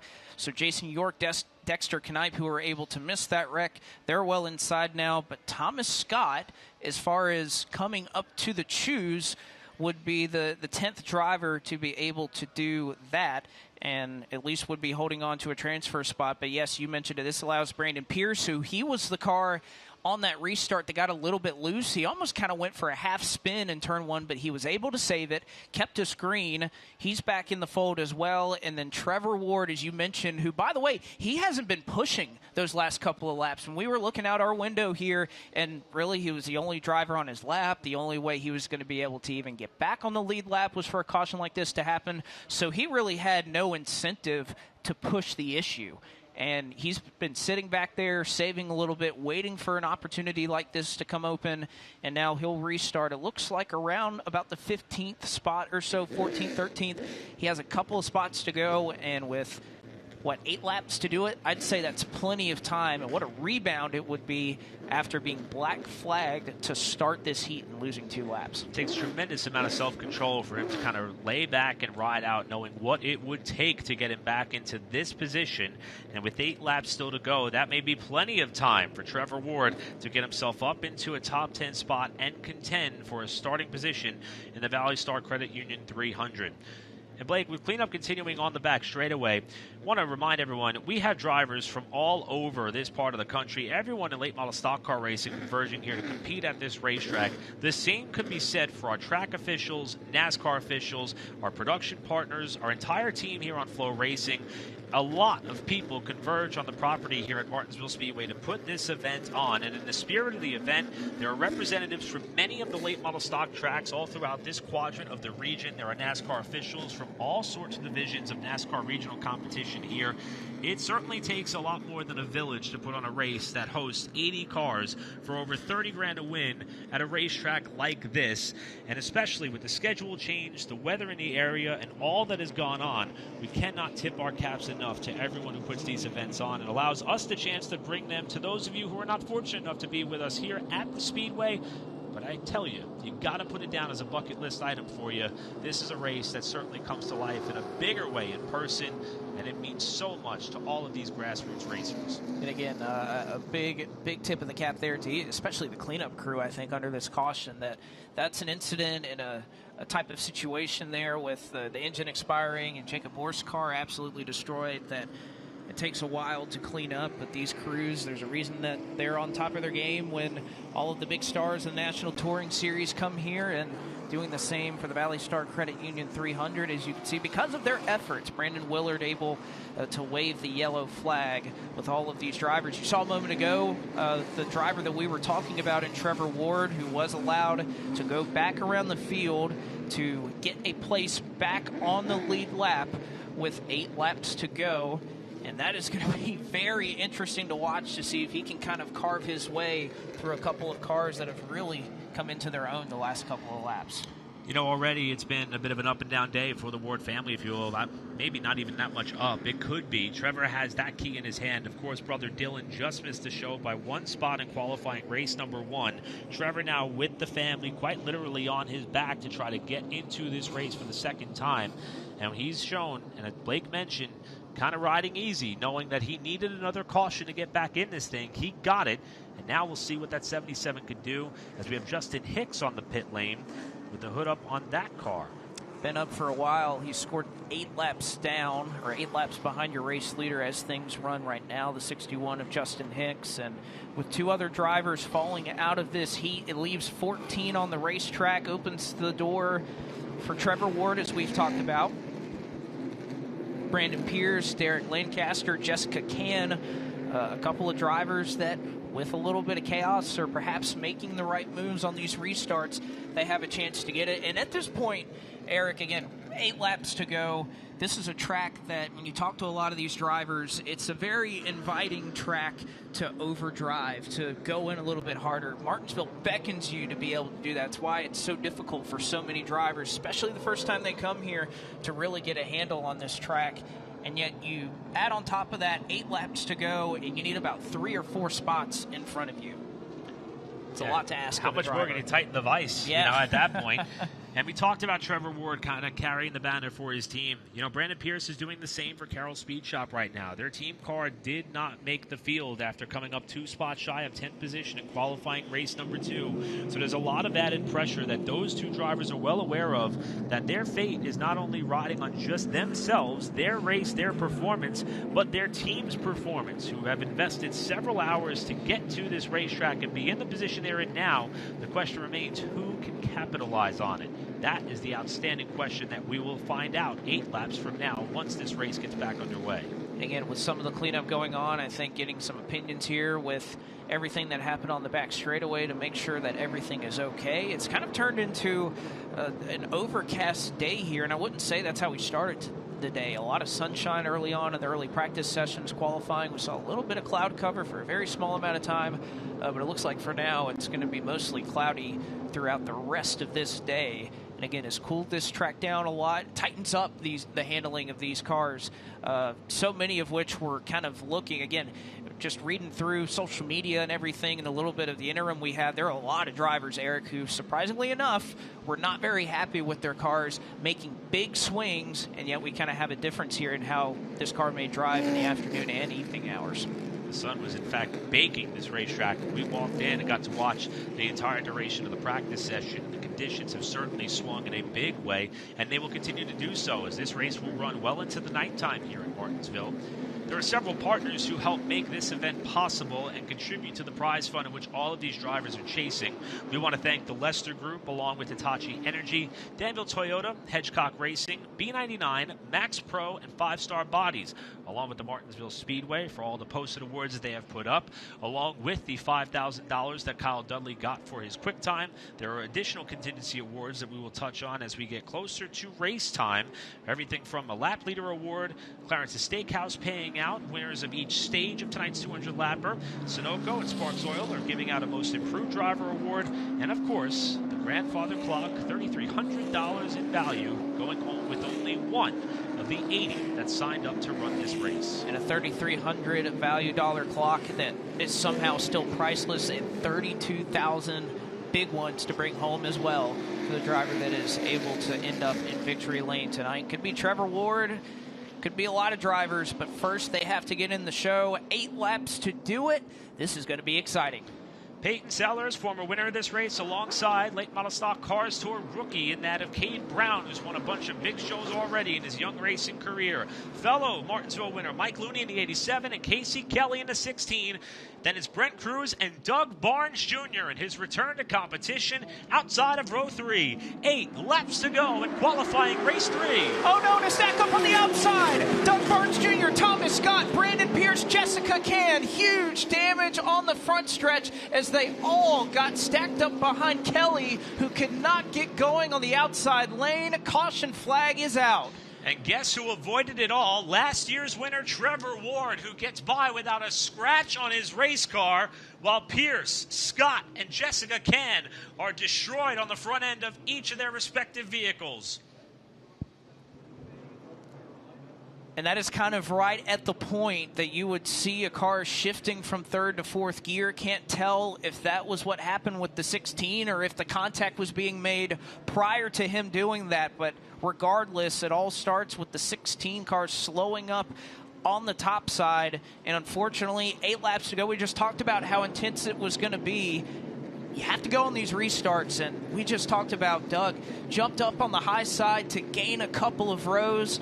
He was outside the top 10 earlier, had worked his way almost up into the 5th position, and then Brandon Pierce comes back after that half spin and spin that he was involved in, and again, just absolutely nowhere that he could go.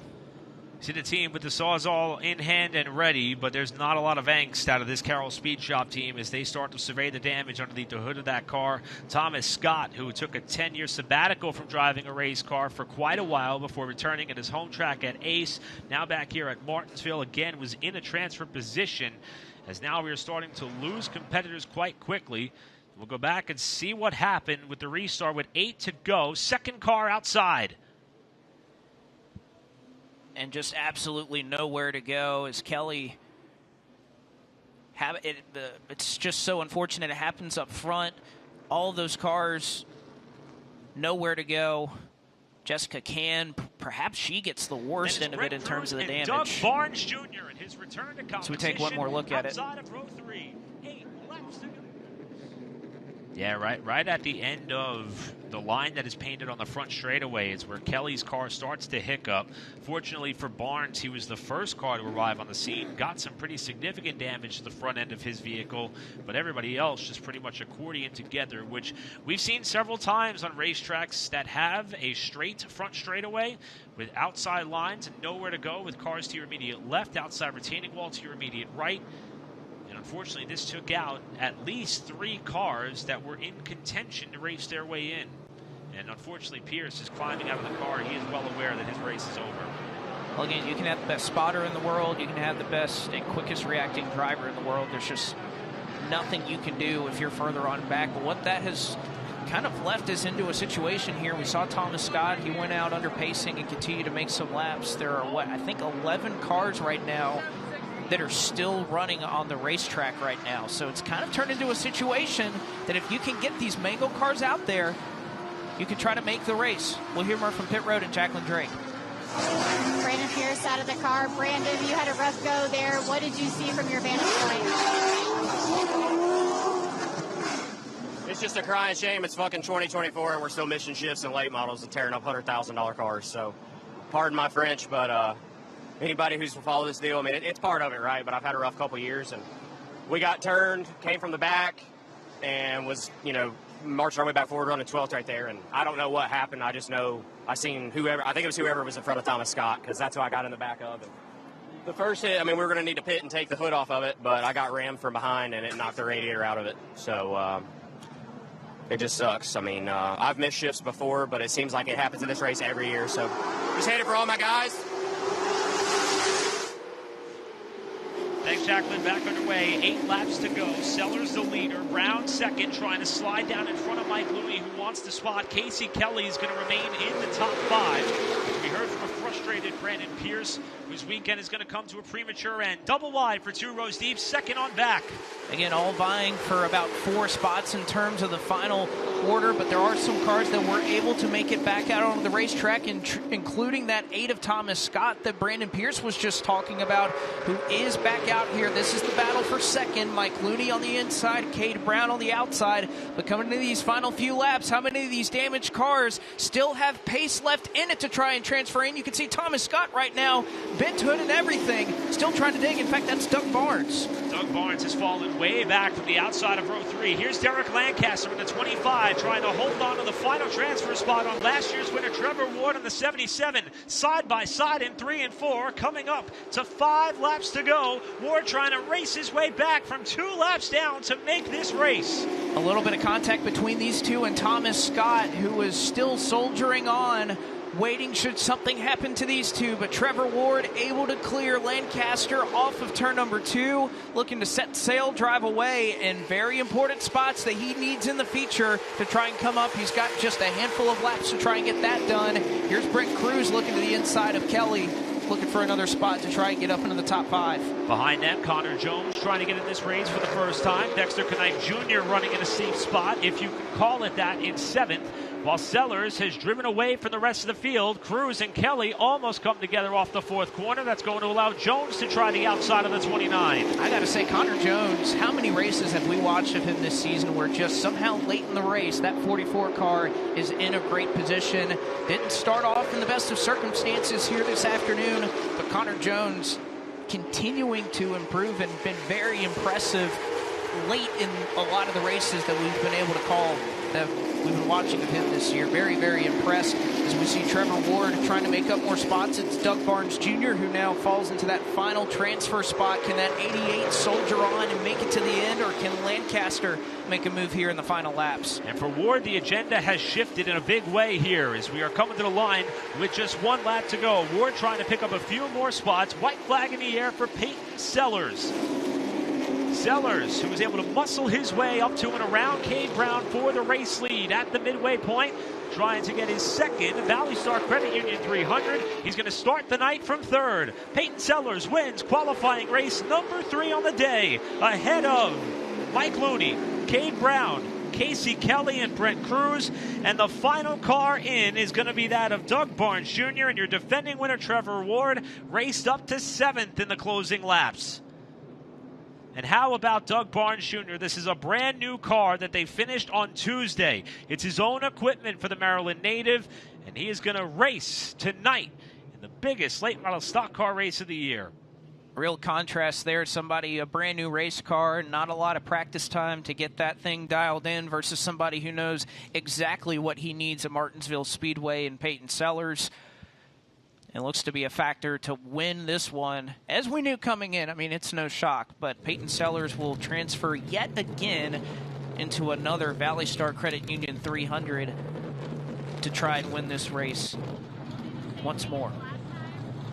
Been a tremendous year for that of Sellers. As we mentioned, a record-tying 7th track championship at South Boston Speedway, an honor that spans from 2005 to this year, tied the record with that of David Blankenship this season. He's a 4-time Virginia Triple Crown champion, and he knows that those honors are up ahead of him and in contention. 2nd in Triple Crown points is Sellers coming into this race. He's got a shot at the title, a shot at the clock, as does this driver in Air Doug Barnes Jr., an emotional return to late model stock racing for this driver and team.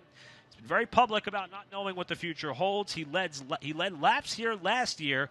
Now he's going to have a little bit of work to do from further back in the field. But if you're in the show, you got a chance. That's all he could ever ask for. You know, they said meeting templates was kind of a little bit of an issue. I don't think that car's going to beat templates, but you know what? I think Doug Barnes Jr. will take it. A lot of work ahead for this team, though. For all these guys that transfer in, they do have to go through an impound after this race. They get some time to work on their cars, but I can only imagine what is already a very long day. They were up at 7, 8 o'clock this morning in the garage area getting ready for this race, getting ready for very limited practice time. And they transfer in, that's good, but you can obviously see a lot of work that will be done. They'll be thrashing away on this car up until we roll them on the grid for driver introductions in the green flag. The best news for Air Doug and company is that they were in race number 3 and maybe not 4. The drivers in this race that are coming up, they're going to have a little bit less time. As you see, good point. Trevor Ward climbing out, Brent Cruz getting a handshake from the team, and that was a hard-fought effort by that. For our 2023 winner and Triple Crown champion, even though they're a little bit behind the 8 ball, by virtue of that 7th place start, he's going to be coming pretty much from towards the back of the field for this one. But he has proven to have significant pace in that race car, and he keeps the chances of being the first driver ever to win this race in consecutive years alive by virtue of that poised effort to get back up into that top 10 position after being 2 laps down at one point at the start of this race. Qualifying race number 4 comes out onto the racetrack. We'll give it the starting lineup in just a moment. Let's go down to Jacqueline. Peyton Seller just exited out of his car, and he said, good day, the pressure is off. You don't have any pressure going into the 200 laps ahead? Yeah, for sure. You know, the pressure now is what we put on ourselves. So Clarence's Steakhouse car was pretty decent right there. We're a little free, but I think we learned some things. We get one adjustment here before the race starts. I feel good about it. I think we're going to be okay. There was a lot of aggression happening even in the front of the field. Any damage to that 26? No, I think we're good. You know, right side door a little bit, but nose is still intact, so we got plenty of air on it tonight. We'll just try to, you know, we got a good starting spot right now, and that's what it's all about. We just got to be patient for 200 laps, make good adjustments, and I know these guys will give me a car to compete with at the end. Peyton Sellers going to bring home the win in heat race number 3. Thanks, Jacqueline. And qualifying race number 4 is on the racetrack. The driver is going to lead us down for the green flag, is in his 20th try at this event. Longtime veteran of the sport from nearby South Boston, Virginia, and that of Stacy Puryear, who will be starting on the pole alongside of the driver who's been pretty much first in just about every late model stock category you could find. 2nd consecutive NASCAR Advanced Auto Parts Weekly Racing Series Championship. Current points leader in the Z-Max Cars Tour with 2 races to go. Current Virginia Triple Crown points leader, the number 22 of Connor Hall, will start alongside of Puryear on the front row. Lee Polian returns to action for the first time in 4 years, a promise fulfilled to his father, with Sam Yarbrough alongside. How about Jared Fryer? We know he'll be strong in that number 14 car out of Trinity, North Carolina for Jimmy Mooring Racing. Jake Crum, a former winner of this race, lining on the outside of row number 3. Ryan Wilson, great story to see him back here. Wasn't so happy with his car, but took a big swing at it. Clay Jones, Tristan McKee, the youngster, and Ryan Matthews on the inside right now of that transfer, but again, a lot of drivers hungry to get in, including Aaron Donnelly, Jimmy Mullins, David Callahan, J.R. Waldrop, Anthony Adams, Zachary Dabbs, Jason Myers, as well as Austin Samaro. As I believe this time around, the lights will extinguish atop the Toyota Camry pace car, and we'll get one to go next time by. 25 laps from now, the attention of the 40 drivers who are able to lock their way into the field will shift solely on winning this prestigious and historic event here at Martinsville Speedway, the ValleyStar Credit Union 300. The winner of this qualifying race is going to roll off from the outside of row number 2 when we come down for race time at approximately 7 p.m. Eastern. Survival has been a bit of a talking point over the last 2 qualifying races. So we have in store here tremendous stories up and down the pit area with Puryear and Hall making up the front row.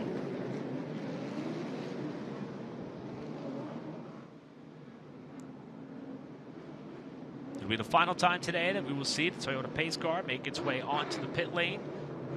25 laps, green flag, only 1 attempt at overtime if needed. Hasn't been a factor so far in the first 3 races. Hopefully it could stay that way here for race number 4. Stacy Puryear and Connor Hall, along with Lee Pulliam and Sam Yarbrough, are going to bring us down for the final green flag in our qualifying races for the 2024 ValleyStar Credit Union 300.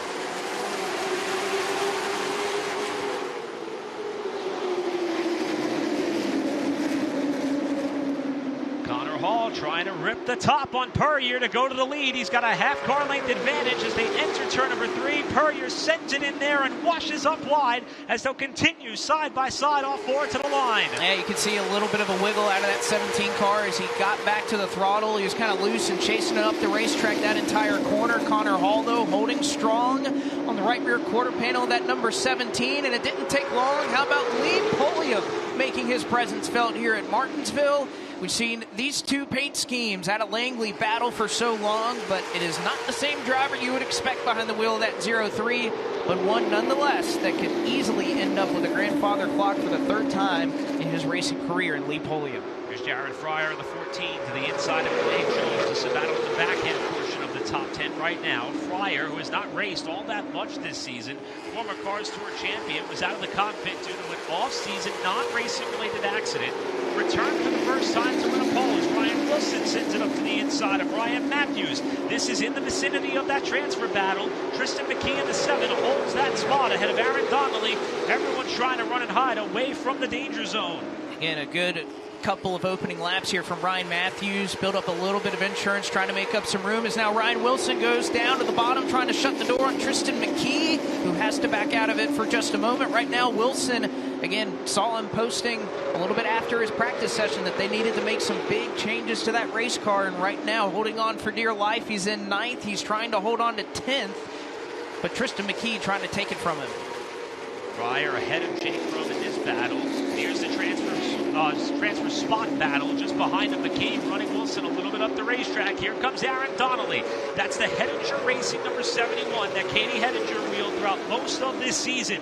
Katie announced a couple of weeks back she's going to shift her focus back to school, but the race team will continue on with her support, and Aaron Donnelly is trying to race it up into the field if he can make this pass and hold it. Another driver trying to make the field on his first attempt.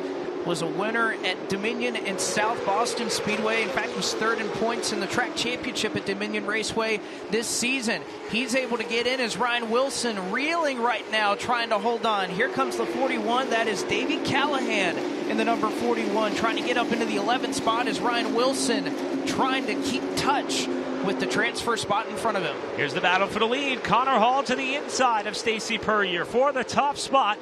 Puryear with a half a car length advantage at the line. Trouble, turn 4. Ryan Matthews gets turned around in front of the field, and everybody's able to get by just barely. Matthews was in the top 10 at the time, and he and Tristan McKee made contact all 4, and Matthews spun in front of the pack, and somehow everybody was able to either thread between his car and the outside wall or the inside wall. Caution waves for the first time.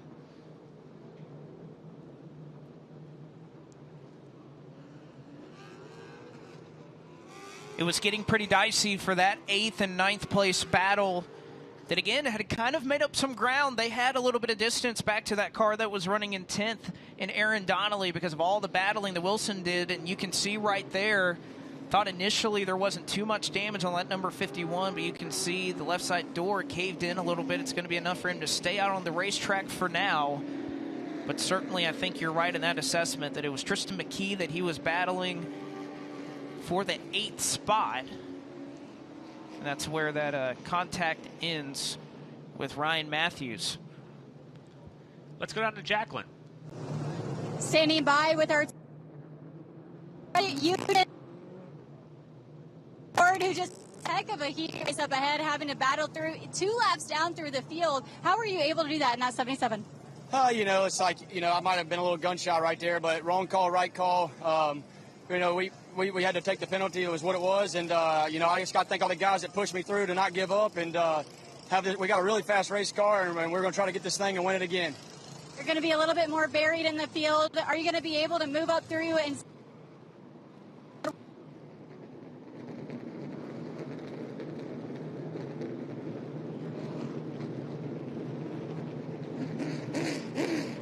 We apologize for the technical difficulties down there, but Trevor Ward appears to be in a bit of a good mindset there, as they were pretty well deep in the garage area trying to get a word with Trevor, but we got to hear a little bit of his mentality, and it sounds like Blake, he's already shaken off whatever it was that put him behind the 8 ball, because he found a way to still come back and survive the match. Well, again, seemed as determined as ever to not just be thrilled that he was in the race, but has every intention of going back up to the front and winning this thing. And that is easier said than done, despite the fact he's going to be a little bit more buried in the field. It's not often you see a lot of drivers 20th, 30th on back or so that really have a strong enough car to get the track position to be in contention at the end of 200 laps without a little bit of help. But no, he's very capable of it. Had a very fast race car from the little bit of racing that we saw him do. Again, spent most of that heat kind of riding around, saving, waiting for an opportunity to get back on the lead lap. But from what we saw, it looked like he had a very fast race car as we see the results of the choose taking place right here to get us back underway on lap 9. Now, because of the timing of the caution, even though Connor Hall was a little bit ahead, revert back to the previous completed lap. That's going to give Puryear control of this restart. He elects the inside of the front row, as he had when we came down for the start of this race. 18 laps to go. It's going to be Puryear and Hall on the front row, with Lee Pulliam and Sam Yarbrough, row number 2. Jared Fryer rounds out your front 5 after the choose as we get set to re-rack the field and try it again. Puryear and Hall bring us down for the restart. Looks like a smooth launch through the first 4 or 5 rows. Is Connor Hall going to try the exact same thing he did on the last restart to try and stay on the outside and keep that momentum rolling down into turn number 3? He'll be ahead by Justin O's over the 17 of Stacy Puryear. Pulliam's able to get down just behind them in 3rd. Meanwhile, side by side throughout the field is Sam Yarbrough able to get clear and up into the 4th spot. Watch this battle for the lead continue. It has to ring in the back of the minds of some of these front runners that a little bit of a misstep could put you from maybe being on the front 2 rows to start this race tonight to sitting on the sidelines and watching along with the rest of us. Things settle out amongst the front 2. Pulliam is trying to close back up, and now a battle for 3rd as Jared Fryer kind of starts to, let's say, ping pong off of the 12 car of Jake Crum. That's a battle for the 5th position, with Crump now rounding out the top 5, and he gets loose off 2. And the further we go in this race, it's looking like that middle to upper lane is really difficult for those cars on the bottom to try and overcome. I think Peyton Sellers kind of talked about some of the adjustments that these teams were looking to make as they look forward to the future race, as Donnelly will check up and get back down behind Tristan McKee. That'll put Donnelly in the 9th position, so still in a transfer spot right now. It's Davey Callahan, the number 41, who lays claim to that, and Wilson, who I'm sure looking to right some of the wrongs from that first run within about 1 or 2 car lengths or so as we approach or get close to the halfway point here in heat race number 4. Callahan has made this race twice before, trying to do so now for a 3rd time in his 4th attempt. Fan favorite and that of Willie Mullins trying to get up to and around the 0-1 of GR Waldrop, who was one of the first cars hit the track for qualifying earlier on. Both drivers well aware they've got to get at least 2 more spots or hope for something to happen in front of them as we hit the halfway point next time by. It'll be 12 laps to go with Connor Hall still the leader.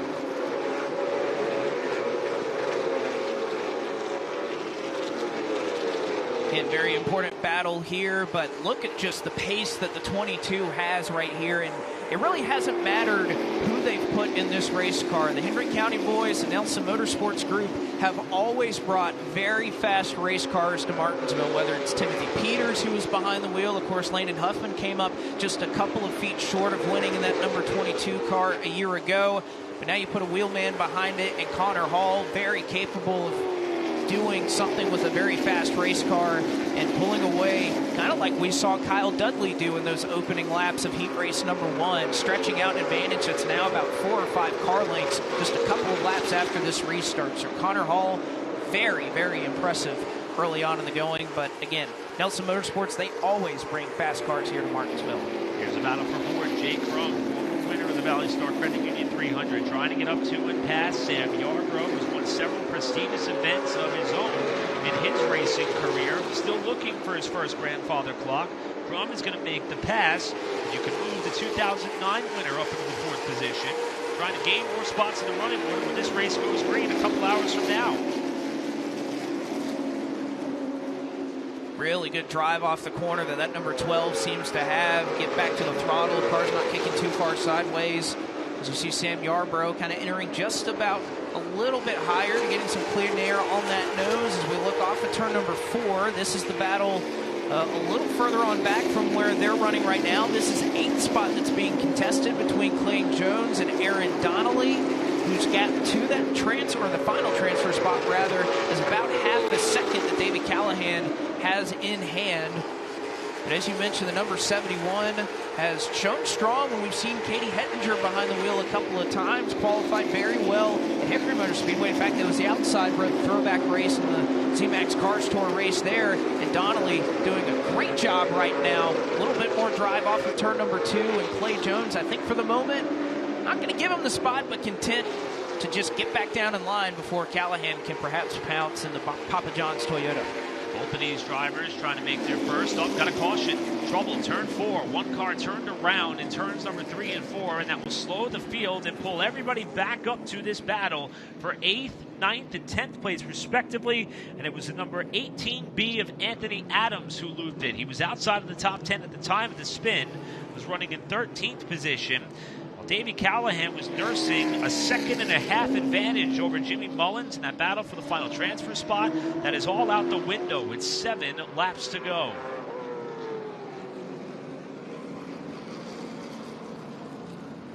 And at least with where Anthony Adams was running, not sure if there would have been a little bit of contact. It may have been Ryan Matthews who would have been battling with that 18 car. It was a battle for 13th. At the time of the yellow, but able to drive away pretty cleanly from the scene of the accident. And it looks like if things are orderly, which they appear to be, not too many cars that are going to take the opportunity to come down and pit. No need to. We might get the choose opportunity this time. We'll see if Brandon Willard will indeed give them that signal.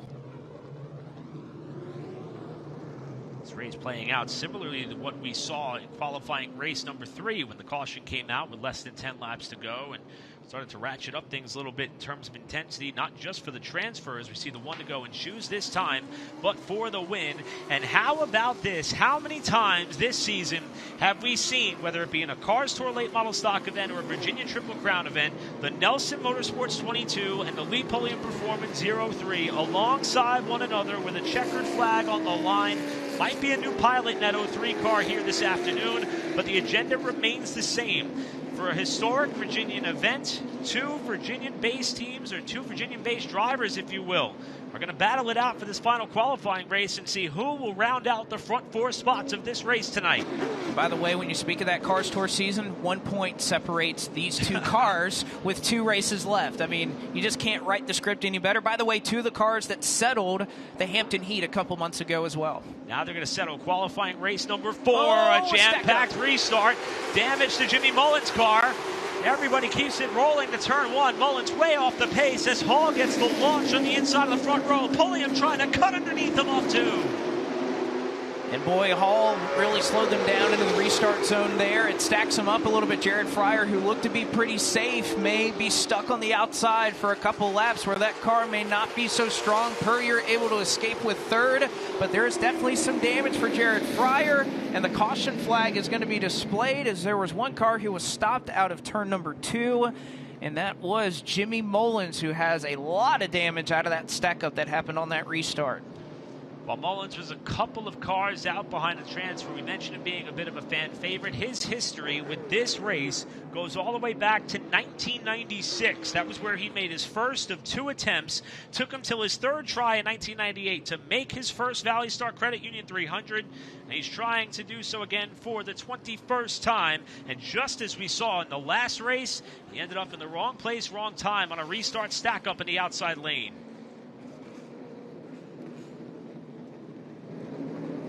He's not the only car with some damage. That's Jason Myers in the 17, who also has wrinkled up the front end of his Camaro-bodied race car. Anthony Adams has also come to the attention of his crew, ironically driving by some of the cars that were taken out in the restart snafu in race number 3. And I think you kind of mentioned it earlier. Inside retaining walls, outside retaining walls. You're looking straight down. It's hard to see past the car in front of you. All you can see is the back bumper of the car in front of you when you're in these situations and you're having to get these good jumps, and you have to go immediately. As soon as your spotter calls that the leader's going, you have to be able to do it. You have to roll into it because that's just what it takes to be able to maintain or to gain some spots on some of these late race restarts. You can see the work going for the Mullins crew is going to be short-lived as they pull the hood off. Again, caution laps not counting during these heat races. That won't be so much of the case once we move to 200 laps a little bit later on tonight. But it looks like both Adams and Mullins taking that opportunity, as well as Myers in the 17 car, to do just a little bit of work on the 17. Myers didn't get too bad at the end of it. That work continues on Myers' car. Back to Jimmy Mullins real briefly. He's trying to make the big show, the feature event, for the first time since 2016. His best finish in the history of this race was second back in 2000, followed it up with a podium effort third in 2001. But they've got some work to do here after being behind the 8 ball by virtue of the front end damage sustained, and he's going to come back to the attention of his crew as Brandon Willard is going to offer up the choose this time to the field. We'll see if Pulliam tries it again as Puryear takes the inside behind Hall. We're going to get to do it again with those 2 cars, 22 and 03, that have been virtually inseparable in just about every style of late model stock race that's been held this year. And what a contrast you have behind the transfer battle and some of those cars looking to get their way into this race for the first time. Davey Callahan, at least at the moment, when they chose, he had the 10th spot. He elects to go back to 11th, if you want to call it that, or the inside of row number 6. And the 23 car going to join up on the outside of row 5, Zachary Dabbs. DNQ'd in this race, or failed to make it last year, looking for his first start in the ValleyStar Credit Union 300. Can he hang on to it? Still 7 laps to go in the final qualifying race of the afternoon. Hall and Pulliam bring us back down to green. Everybody fires away at the right time, and Pulliam's got a better chance to fight with Hall on the outside of 1 and 2.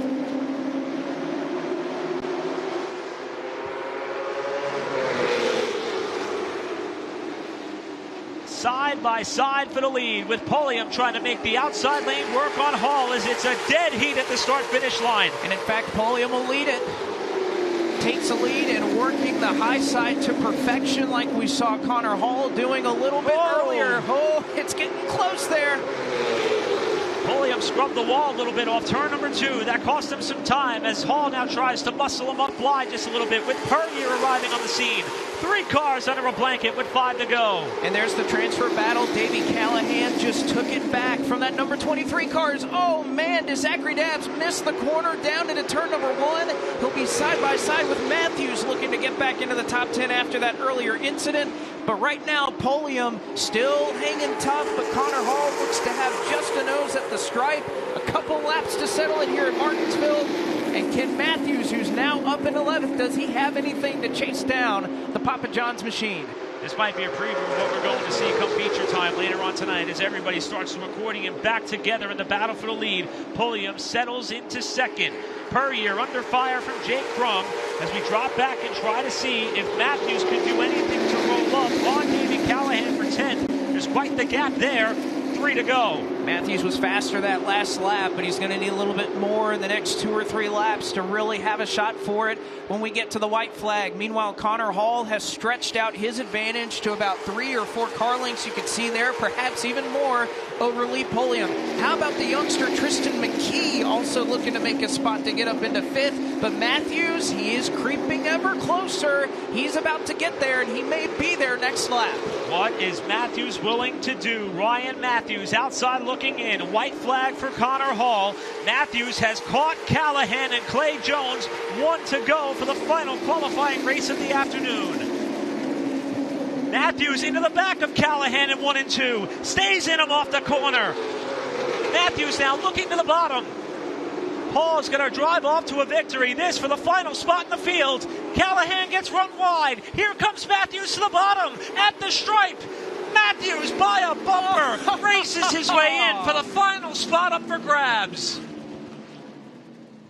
Callahan tried to crowd him down to the inside, but Matthews closed up the gap and made the pass to rebound from the early spin. Hall the winner, and Ryan Matthews will start shotgun on the field courtesy of this. By 47 one-thousandths of a second, gives him a little shove. Callahan gets loose trying to get back to the gas.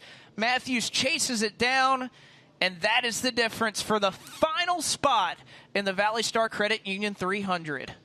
Connor Hall may have won by 3/4 of a second, but it is Matthews, Ryan Matthews, who at one point looked as though his hopes to run this race were dashed after spinning off turn 4 early in the qualifying event, and he never laid down, fought his way all the way through the final corner, and he will round out our 40-car field as Connor Hall grabbed himself a qualifying race win over Lee Pulliam and Stacy Puryear, your top 3. And for Matthews, keeps a perfect streak going, has never failed to qualify in his 3 attempts to try and make the ValleyStar Credit Union 300.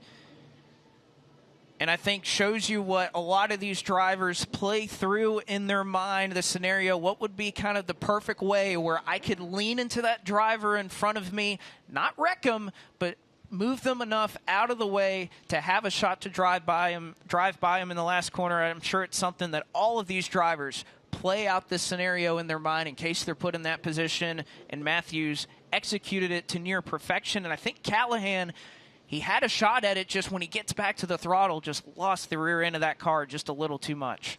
In terms of the Virginia Triple Crown Championship, Peyton Sellers won his qualifying race. Connor Hall wins his qualifying race. The Virginia Triple Crown points are still catching my breath after that finish.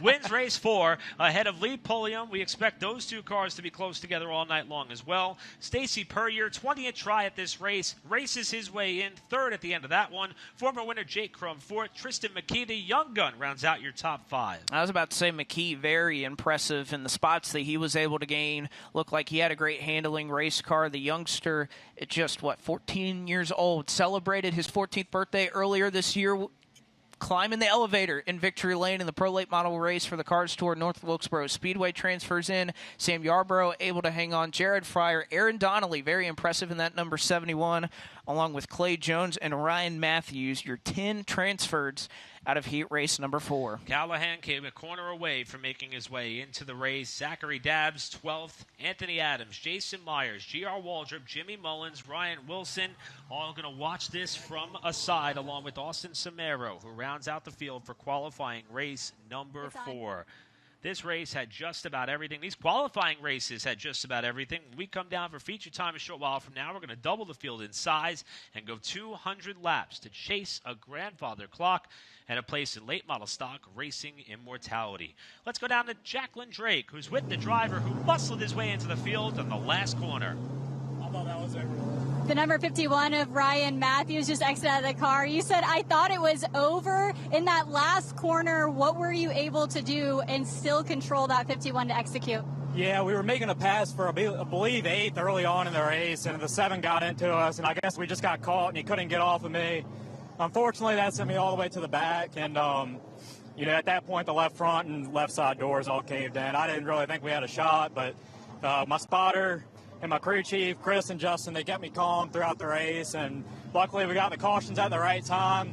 And then I was just reeling in Davey enough, and Davey's been a good friend. I actually do all of his race car wraps, so that's kind of a coincidence, but I felt bad that I had to do it to him, but I feel like anybody would in that position. So, but I mean, I still can't believe it. I need a water after that one.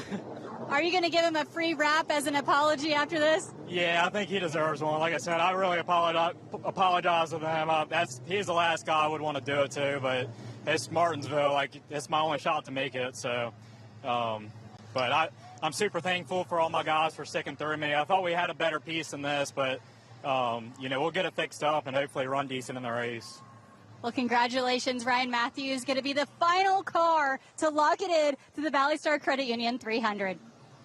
Thanks, Jacqueline. And Ryan said it right there. This is Martinsville. This is what it's about. The stories are littered all throughout the front of the field to the 40th car that will come to green flag for a shot at the biggest race in late model stock car action that you will see all year long. The 2024 ValleyStar Credit Union 300 here from Martinsville Speedway, coming up at 6:30 p.m. Eastern Time.